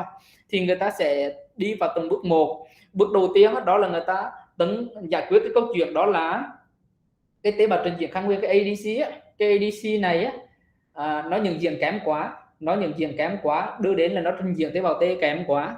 Trong trường hợp của tumor cell á, do tất cả tụi này đều bị tế bào tumor cell nó lừa gạt hết, nó dẫn đường làm cho bọn này bị lú hết, thì người ta có cách thức khác, đó chính là cách tấn công vào TAM, tức là cái tế bào macrophage mà đứng xung quanh khối u á. Nó là tại sao không có nhận diện khối u đi, để mà trình diễn kháng nguyên cho tế bào T nó diệt đi. Thì lúc này người ta mới thấy là đó, nó bộc lộ nhiều cái tín hiệu mà don't eat me chẳng hạn á, và nó làm cho, trong đó nổi tiếng nhất là CD47 chẳng hạn, không? Thì nó sẽ làm cho là cái tế bào macrophage này nó không đưa ra kháng nguyên đặc trưng, không trình diễn được kháng nguyên cho T cell, mà cái bước trình diễn kháng nguyên là bước quyết định nhất các bạn. Trình diễn kháng nguyên là cái bước quyết định trong một đáp ứng miễn dịch. Cho nên nếu trình diễn kháng nguyên thất bại hoặc là trình diễn kháng nguyên tầm bậy thì cái đáp ứng miễn dịch đó thường là đáp ứng miễn dịch vớ vẩn thôi, tốn công sức mà không được cái gì hết á. Cho nên thì người ta sử dụng cái kháng thể đơn dòng á, người ta chống lại các cái tín hiệu mà bộc lộ, mà tín hiệu đốt ích chẳng hạn á, thì người ta chống lại, ví dụ chống lại anti CD47 chẳng hạn, thì lúc này nó sẽ phục hồi lại cái khả năng của tế bào macrophage để trình diễn kháng nguyên cho tế bào T.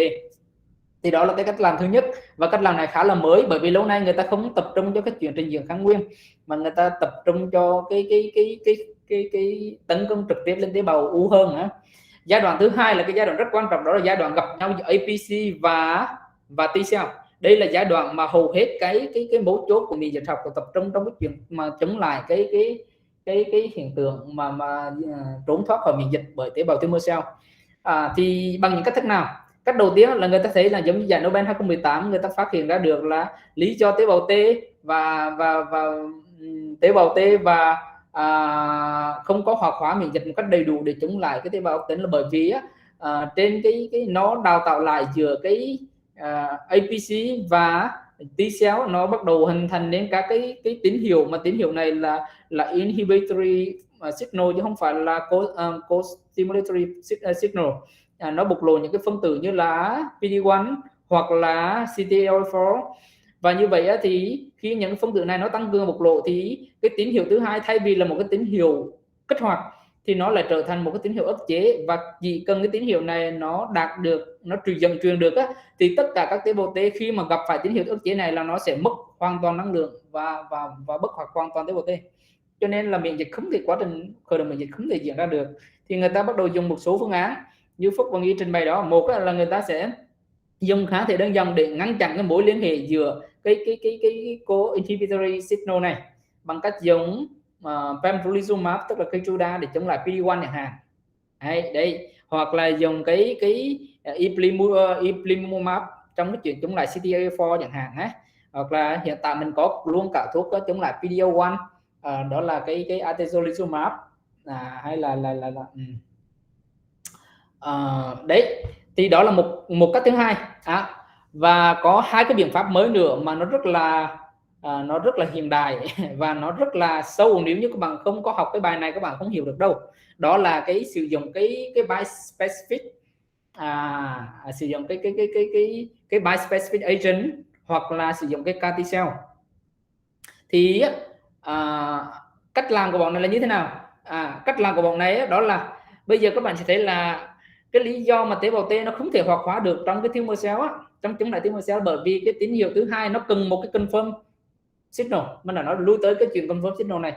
Nhưng bây giờ ngay cả khi các bạn đưa kháng nguyên vào, các bạn gặp tế bào kháng nguyên APC đã trình diễn kháng nguyên với tế bào T rồi, nhưng mà cái confirm signal này nó không hoạt hóa được thì tế bào T này không hoạt động được cái gì hết trơn.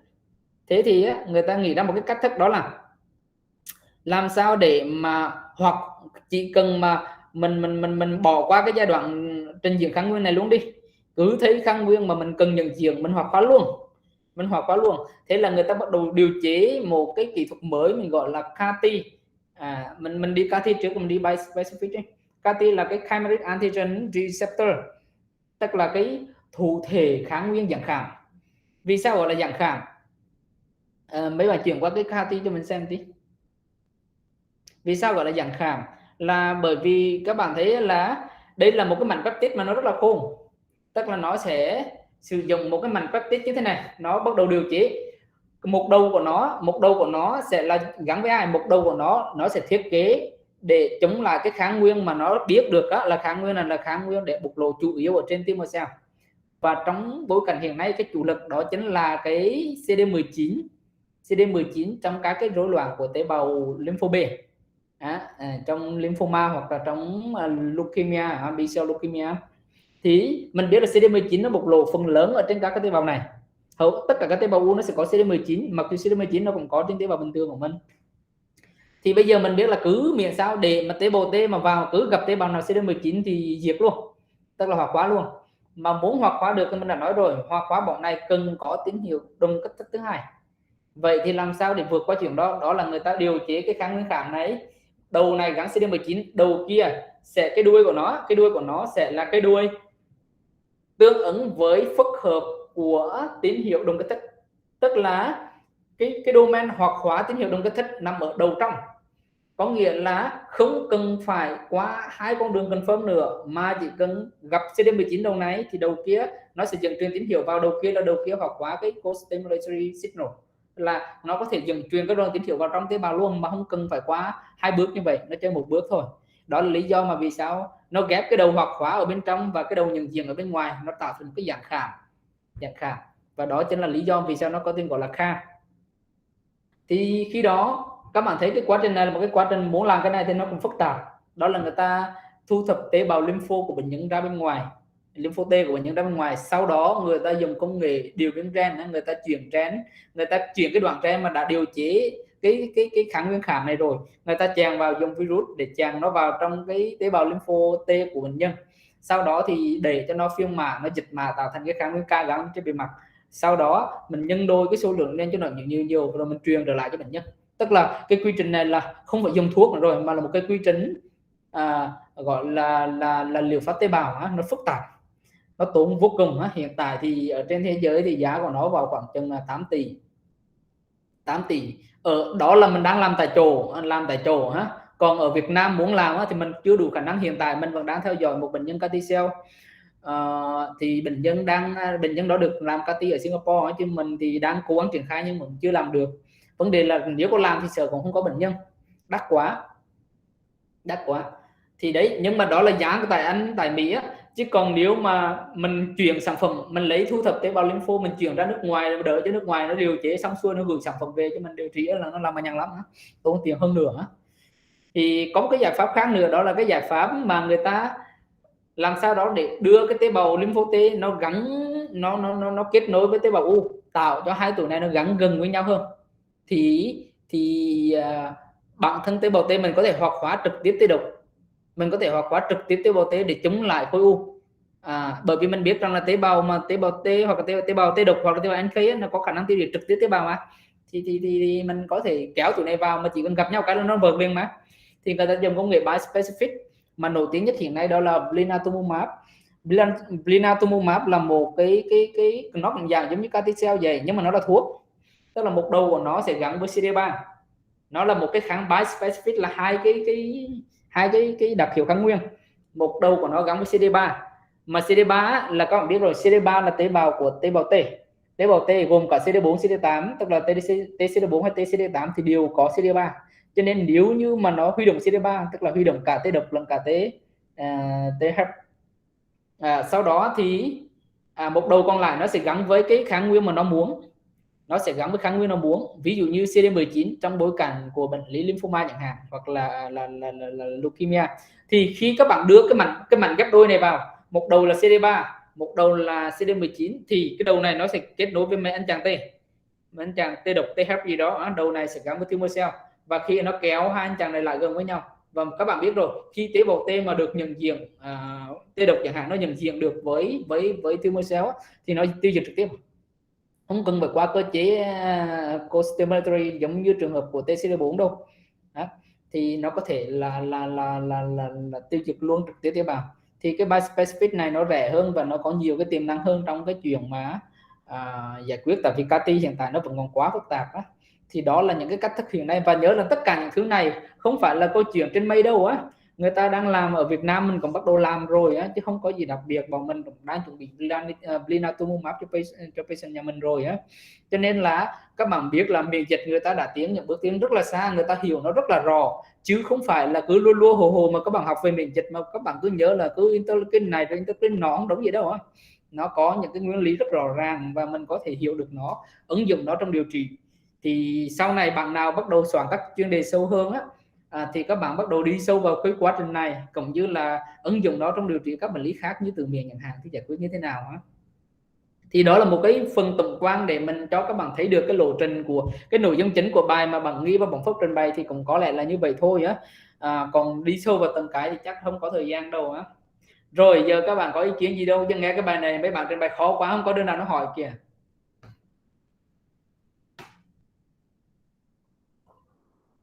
Rồi có ai hỏi tiếng Việt được, hỏi gì thì hỏi đi nhé. Bài rất là hay nhưng mà khổ quá.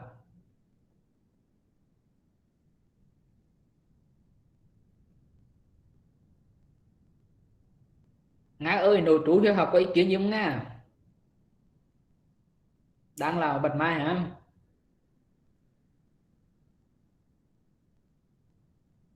Có trao đổi được không? Hay đang đi làm?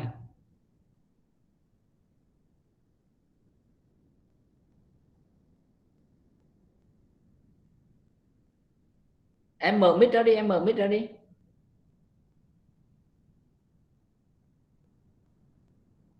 Nga chắc là đang đi làm, không có trao đổi được á. Rồi có bạn nào có ý kiến nào? Các bạn thấy học lên có khổ không á?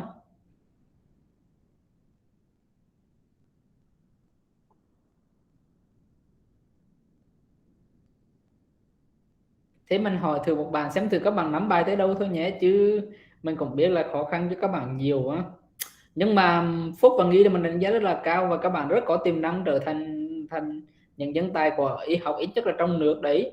Tại vì mình cũng như qua cái nội dung của cái chương trình này thì mình cũng muốn nhấn mạnh với các bạn biết ở đó, tức là y học thì nó có cái quy luật khá là rõ, nhưng mà nó quá khó đi, trên phần lớn mọi người không nắm được cái quy luật của nó, và mọi người chỉ cố gắng nhớ nó mà thôi. Vì không hiểu cho nên thì chỉ nhớ thôi, mà nhớ thì nó cũng không đạt được cái sự logic tối đa, cho nên cuối cùng thì cái sự học của các bạn nhiều khi nó rất là căng thẳng á. Cho nên với một cái sự chuẩn bị về mặt ngoại ngữ, chắc chắn là các bạn phải chuẩn bị về ngoại ngữ, ít nhất là đọc tốt, thì các bạn mới có thể có được cái nguồn tư liệu phong phú và tìm được cái câu trả lời cho cái thắc mắc của mình. Sau đó mới bắt đầu cố gắng là hệ thống hóa nó lại. Cái quan trọng nhất là systemically á. Ai có khả năng đó thì người đó sẽ đi rất là tốt, còn không thì khó hiểu. Rồi cho mình hỏi tí Thái Hoàng ơi, qua cái bài này em cảm giác thế nào? Dạ vâng, cái phần trình bày bằng tiếng Anh thì em chỉ hiểu được cái phần nửa thôi, còn phần sau thì nó bắt đầu đi sâu vào thì em thấy quá tải nên em không hiểu nữa. Nhưng mà phần anh giải thích bằng tiếng Việt thì em có hiểu và em cảm thấy hay. Nên là cái chương trình này cố gắng dùng tiếng Anh nhé. cứ cuối ngày chẳng lại tham gia chương trình mà chờ tới cái đoạn tiếng Việt nè. Vâng. Thái Hoàng đang là sinh viên hay bác sĩ rồi nhờ? Em là sinh viên năm thứ 6 ạ. Năm 6 nhỉ. Ok em. Mình sẽ Tân ơi, có ý kiến gì không Tân? Nội trú video đi nhà mình đó. Dạ. Rồi em thấy bài này thực sự là một bài về miễn dịch cơ chế rất là sâu. Hiện tại thậm chí là em là nội trú mà em cảm thấy nó thực sự là quá tải đấy.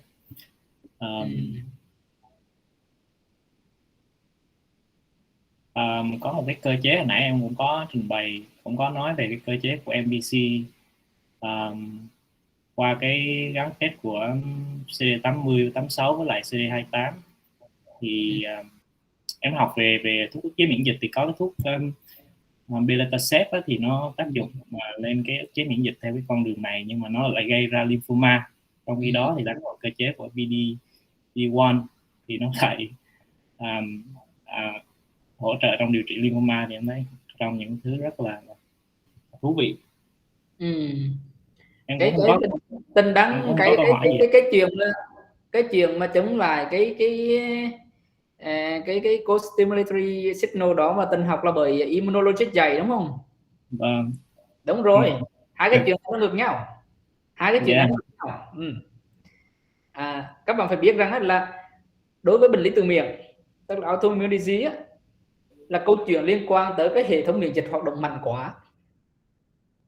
Trong khi đó cancer thì nó liên quan tới hệ thống miễn dịch hoạt động tệ quá. Cho nên là nó có một cái lý luận như thế này.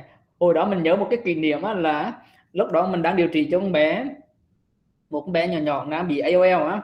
Thế là bọn mình điều trị, theo quá trình điều trị sử dụng rất là nhiều các cái hóa trị liệu tế bào cực mạnh á. Sau đó thì nó xuất hiện mấy cái vết lở trên mặt của nó thế này, và bọn mình nghĩ nó là chầm sữa. Các bạn rồi chầm sữa á. Chầm sữa là một cái bệnh lý từ miệng ở con nít.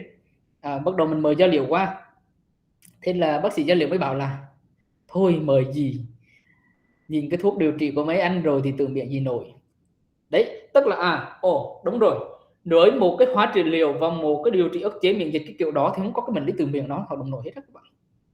Chỉ có nước suy giảm miễn dịch thôi chứ không được từ miệng gì nổi. Đấy, nó có một cái lý luận như vậy á. Còn bên từ miệng thì khi quá hoạt động miễn dịch nó quá sức rồi thì người ta lại thay vì chặn đứng cái co-inhibitory signal thì người ta lại dùng thuốc để chặn đứng cái co-stimulatory signal. Cho nên là nếu các bạn nhìn hiểu thấu vào cái cơ chế của nó thì các bạn sẽ thấy là mọi chuyện nó rất là clear và rất là thú vị. Và các bạn sẽ thấy là khi các bạn bước chân sâu vào lĩnh vực của miễn dịch học rồi, các bạn có thể thấy rằng tất cả các thuốc bây giờ là các thuốc hướng đích vào một phân tử cụ thể. Lý do các bạn học mà các bạn không hiểu được là lý do các bạn học ở chỗ ví dụ như các thuốc mà các bạn học, ví dụ như các bạn học thuốc giảm phế quản, nhưng thực ra làm gì có cái thuốc nào giảm phế quản đâu. Đã là thuốc thì nó sẽ tác động vào molecule, nó phải tác động vào phân tử chứ không thể nào nó tác động vào một cơ quan được. Và chính vì vậy nhưng mà người ta hay gọi thành từng nhóm cho các bạn chỉ nhớ thôi, nhưng các bạn lại bắt đầu lấy cái tên gọi đó trở thành cái tên thuốc mà các bạn muốn nhớ luôn, cái chức năng mà các bạn muốn nhớ luôn, thì các bạn sẽ không thể nào giải thích được tác động của nó lên trên các cái bộ phận khác của cơ thể, bởi vì cái đích của nó là đích phân tử mà, nó như vậy đó các bạn á. Cho nên là khi các bạn đi vào miễn dịch học rồi, các bạn sẽ nhận ra được cái chuyện này. Có nghĩa là bây giờ người ta bắt đầu ở một cái thời đại khác rồi. Nếu các bạn không chịu học, nghe người ta bảo BTK inhibitor là cái gì á, là các bạn bắt đầu hoang mang vì các bạn không biết BTK là gì hết đó. Mà không biết BTK ấy, thì giống như các bạn mất kiến thức giải phẫu nhé. Tức là bây giờ giải phẫu tế bào nó giống như giải phẫu của cơ thể ấy. Và y học của thời đại mới các bạn phải học về giải phẫu tế bào, phải hiểu được đầy đủ các cái protein ở trong tế bào thì các bạn mới có thể nắm được cái cách thức tác động của các cái biện pháp điều trị ngày nay. Còn không thì các bạn mơ hồ lắm, rất là mơ hồ. Rồi thêm một bài nữa, bởi vì mình rất là chắc là các bạn sẽ phải xem lại cái bài này, không phải bây giờ mà cho nhiều năm sau nữa, khi các bạn học ở những cái năm cao hơn và vào thực hành sâu hơn thì các bạn sẽ còn phải xem lại nó nhiều nữa. Chứ còn ở thời điểm này thì với trình độ như cả Y3, Y4 thì quá khó để cho các bạn có thể hiểu được cái chuyện này ấy. Thì thôi cố gắng thôi.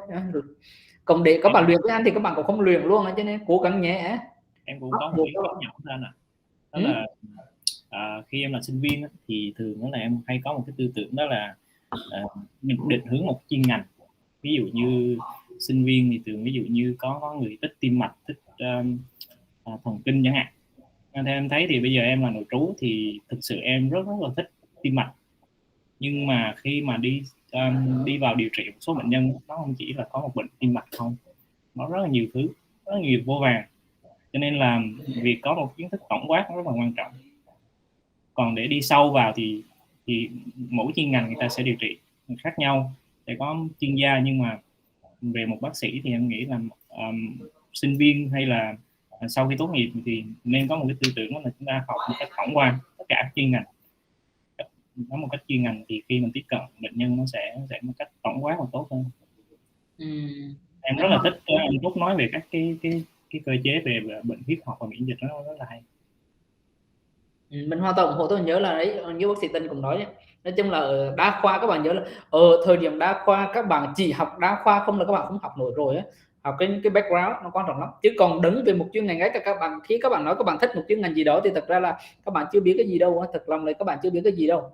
Nếu các bạn nói chuyện với một chuyên khoa, một bác sĩ chuyên khoa trong cái lĩnh vực của họ, các bạn sẽ thấy là các bạn học mấy năm đa khoa không có biết gì luôn, nó phức tạp lắm ấy. Đến như vậy là cố gắng trang bị kiến thức nền, đặc biệt là các cái kiến thức về basic science nó rất là quan trọng.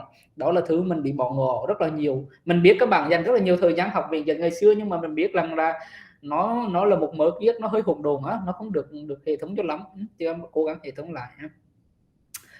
Rồi còn ai ý kiến nữa, ý kiến nhé. Nga có ý kiến được không? Vừa đấy là do em không bật đồng mic, không biết tại sao thế. Với cả bài này em nghe nó cũng chập chờn vì em đang đi trực ấy. Bài này thì khó quá, nhưng mà nó có mấy cái mà em thấy ở trong bài báo nó cũng nói chung là thực ra là họ liệt kê nó cũng tương đối là rõ. Thế nhưng mà để hiểu sâu hơn thì chắc phải nghe nghe lại đoạn tiếng Việt của anh.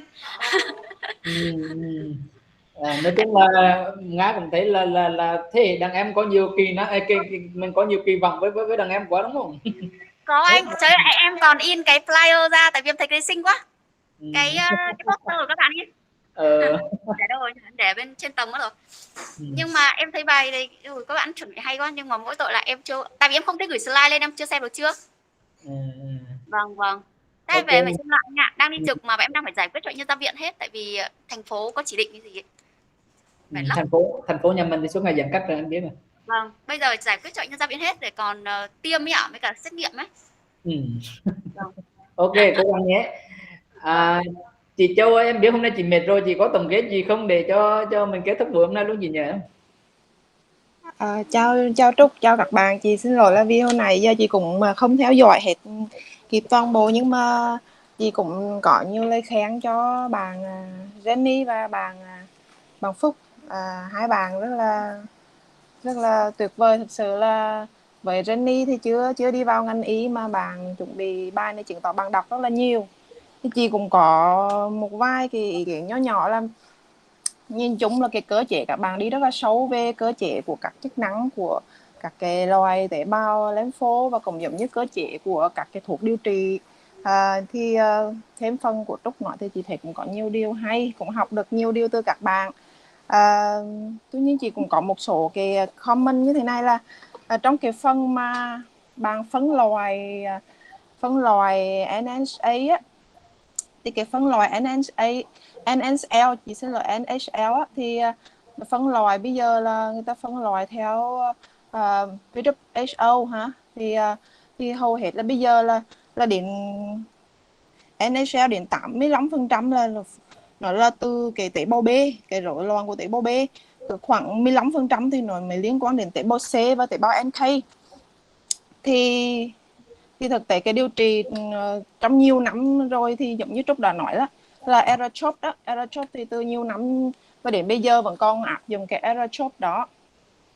Nhưng mà cái điều trị mới của cái pembrolizumab á, cái blocking PD-1 signal á, là một trong những cái điều trị mới mà chị thấy cũng khá là ấn tượng và cũng là một cái điều để mình học hỏi. Nhưng mà về cái cơ chế thì chị thấy có một cái điều cũng muốn comment như thế này là trong cái DLBCL á, thì đây là một cái loại mà lymphoma mà nó gọi là diffuse thì nó liên quan chủ yếu đến lympho B, nhưng mà trong cái blocking của PD-1 signal thì theo như cái cơ chế mà chị có tìm hiểu sơ sơ một xíu là chị thấy là cái PD-1 signal này thì nó lại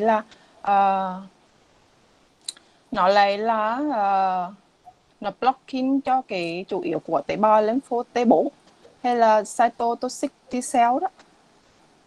Đó thì trong cái điều trị NH thì chị thấy trong điều trị NH là thường là NH nó biểu hiện hàng tăng, thường là tăng biểu hiện cái PDL2 PDL1 hay là PD1, thì nó do là nó ảnh hưởng đến cái đột biến gen, và cũng giống như là một số cái liên quan đến cái nhiễm EBV EBV thì cái cách thức của các cái thuốc mà điều trị này là nó sẽ là một cái loại kháng thể để nó blocking cái PD-1 này, và khi đó là tế bào T cell đó, thay vì nó bị negative signal thì bây giờ nó có thể recognize và nó tiêu diệt tế bào. Thì đối với các cái loại thì đối với các cái như hôm nay bạn Nghĩ và bạn Phúc trình bày là DL BCL thì cái này lại là một cái loại lympho mà gọi là mình chia là loại lympho gọi là xâm nhập gọi là độ ác tính nó khá cao đó, thì là nó lại là chủ yếu là tế bào B, nhưng mà cái cơ chế của cái thuốc mới này nó lại là blocking cái PD-1 signal của tế bào T là chủ yếu. Thì chị muốn hỏi là Phúc và Jenny tìm hiểu sâu kỹ thì có thể giải thích cho chị vì sao như thế hả? Dạ vâng, như hồi nãy anh Trúc cũng có nói á chị, là những cái phương pháp điều trị cũ thì sẽ tập trung vào những cái tế bào ung thư nhiều hơn, thì nó sẽ tập trung vào cái tế bào B. Tuy nhiên thì những cái phương thức này thì nó sẽ tập trung vào việc là khôi phục lại cái hệ miễn dịch để khôi phục lại cái hệ miễn dịch bình thường để giúp nó tấn công những cái tế bào ung thư tốt hơn. Như vậy thì ở trong cái môi trường vi môi trường của khối u thì cái tế bào T của cái tế bào T của bệnh nhân nó sẽ rất là bị ức chế bởi nhiều cái tác nhân khác nhau, trong đó có cái PD-1. Thì cái pembrolizumab này nó sẽ chặn cái PD-1 đó, là một cái tín hiệu ức chế tế bào T để cái tế bào T nó có thể khôi phục lại bình thường và nó có khả năng tiêu diệt cái tế bào B cái tế bào B ác tính.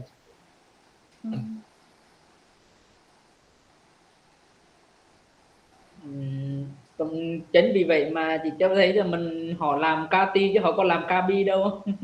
CAR-T cell thôi chứ có CAR-B cell đâu. Tức là tập trung vào, tức là liên quan tới miễn dịch chống tế bào U thì kháng thể miễn dịch thể coi như không có đáng kể bao nhiêu hết, mà chủ lực là miễn dịch tế bào, cho nên là người ta sẽ tập trung vào hai hàng, đó là tế bào T, đặc biệt là T độc, và tế bào NK.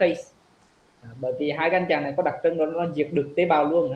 Người ta ví như thế này, người ta ví nếu như targeted therapy targeted therapy là giống như là mấy cái thuốc các bạn trình bày giống như là alpha glutinib chẳng hạn thì mấy cái thuốc ức chế vào các cái phân tử như vậy nếu như các bạn điều trị nó giống như một cái viên đạn thì cái CAR-T hoặc là cái bispecific nó giống như một cái tên lửa.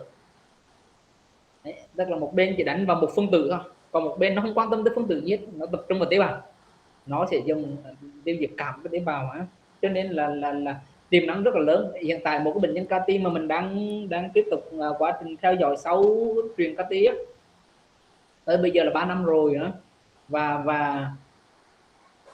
bệnh nhân hoàn toàn một bình thường, một đứa em mới 16 tuổi.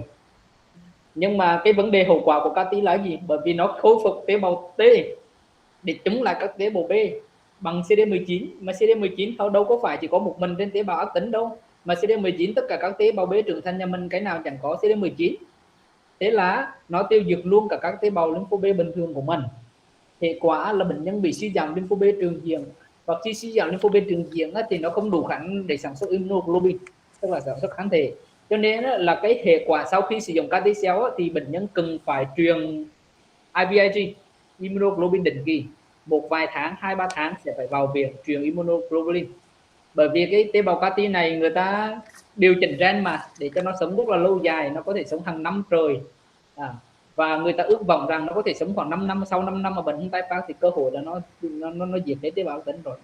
Cho nên cái cách thức nó rất là ấn tượng á, rất ấn tượng. Thì nói chung cũng có cơ hội được theo dõi thì mình cũng bắt đầu cảm nhận được về một cái lối tư duy hoàn toàn khác trong điều trị ung thư. Nó lợi hại, rất là lợi hại, rất ấn tượng á.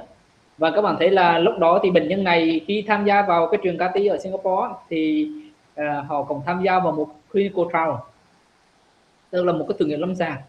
Còn nếu như mà các bạn chưa tìm cách để thiết lập được các clinical trial ở Việt Nam thì rất là tội cho bệnh nhân nhà mình, bởi vì thật sự các điều trị mới là vô cùng ngoạn mục các bạn, nó ngoạn mục lắm. Giống như bệnh nhân đi RBCL các bạn trình bày, nếu bệnh nhân này ở Việt Nam thì mình tin là bệnh nhân chắc đi từ lâu rồi, tại vì 83 tuổi thì nói chung là họ R-chop họ cũng không chịu đi, chứ đừng có nói tới cái chuyện là điều trị thất bại R-chop rồi đổi qua thêm một vài line nữa là kinh khủng á. Ở mình thì chắc là thôi về, nhưng các bạn thấy là họ ta có thể làm được.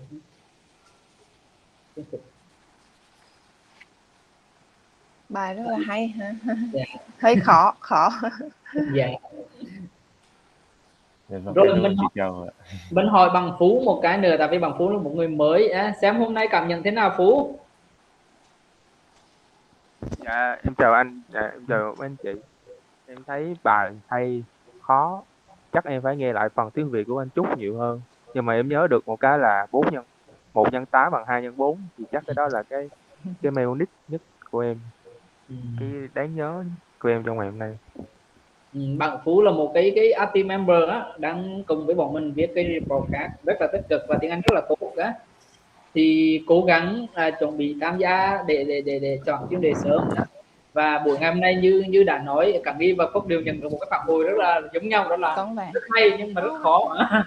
Thế thì tôi cũng cảm ơn hai bạn rất là nhiều, và video này sẽ được up lại á, nên các bạn sẽ bắt đầu xem sau này. Nếu các bạn học cao hơn, các bạn muốn tìm hiểu tiếp về miễn dịch học á. Rồi cảm ơn Nghi và Phúc rất nhiều, và rất là mong hai bạn sẽ tiếp tục chuẩn bị chuyên đề khác nhé. Mình hoàn toàn ủng hộ các bạn tích cực, càng nhiều càng tốt thôi á, và các bạn sẽ học được rất là nhiều khi các bạn chuẩn bị các chuyên đề như thế này. Còn bản thân mình cũng như chị Châu và các anh chị lớn hơn thì sẽ cố gắng để đóng vai trò hỗ trợ các bạn về mặt chuyên môn á. Bọn mình cũng học được rất là nhiều từ các cái của các bạn. Ví dụ như sau khi đọc xong cái bài báo mà các bạn đưa cho bọn mình thì bọn mình đã đề xuất với bệnh viện là sẽ cố gắng để đặt mua Linatumumab á, tại vì nó chưa được ứng dụng trong điều trị lymphoma bao giờ cả. Linatumumab hiện tại mới được ứng dụng trong điều trị ALL thôi á, nhưng mà ALL tái phát thôi, nhưng bây giờ thì đã được ứng dụng để bắt đầu điều trị cho DLBCL, nó rất là phổ biến ấy. Thì chắc chắn là các bạn chờ tin một vài thời gian nữa bọn mình sẽ bắt đầu áp dụng cho bệnh nhân bên mình thôi á. Thì mình cũng học được rất nhiều từ đó á. Rồi cảm ơn hai bạn rất là nhiều nhé. Bạn nào quay xong thì gửi lại video cho mình, chuyển video cho mình nhé, mình sẽ up lên YouTube ha. Rồi chào tạm biệt Nghi, Phúc, chào tạm biệt chị Châu và mọi người nhé. Chào tạm biệt anh, chào tạm biệt. Chào Trúc, chào mọi người. Chào tạm biệt mọi người. Cảm ơn mọi người, tạm biệt mọi người. Bài siêu khó luôn ấy các bạn. Cảm ơn chị nghe nhiều. Bài siêu khó luôn ạ. Xong rồi em nghe được câu đọc chưa xong ấy, xong có đoạn em nhảy vào, xong bệnh nhân bác ra xem tôi tại sao chị nghe thích cái file của tụi em không ạ?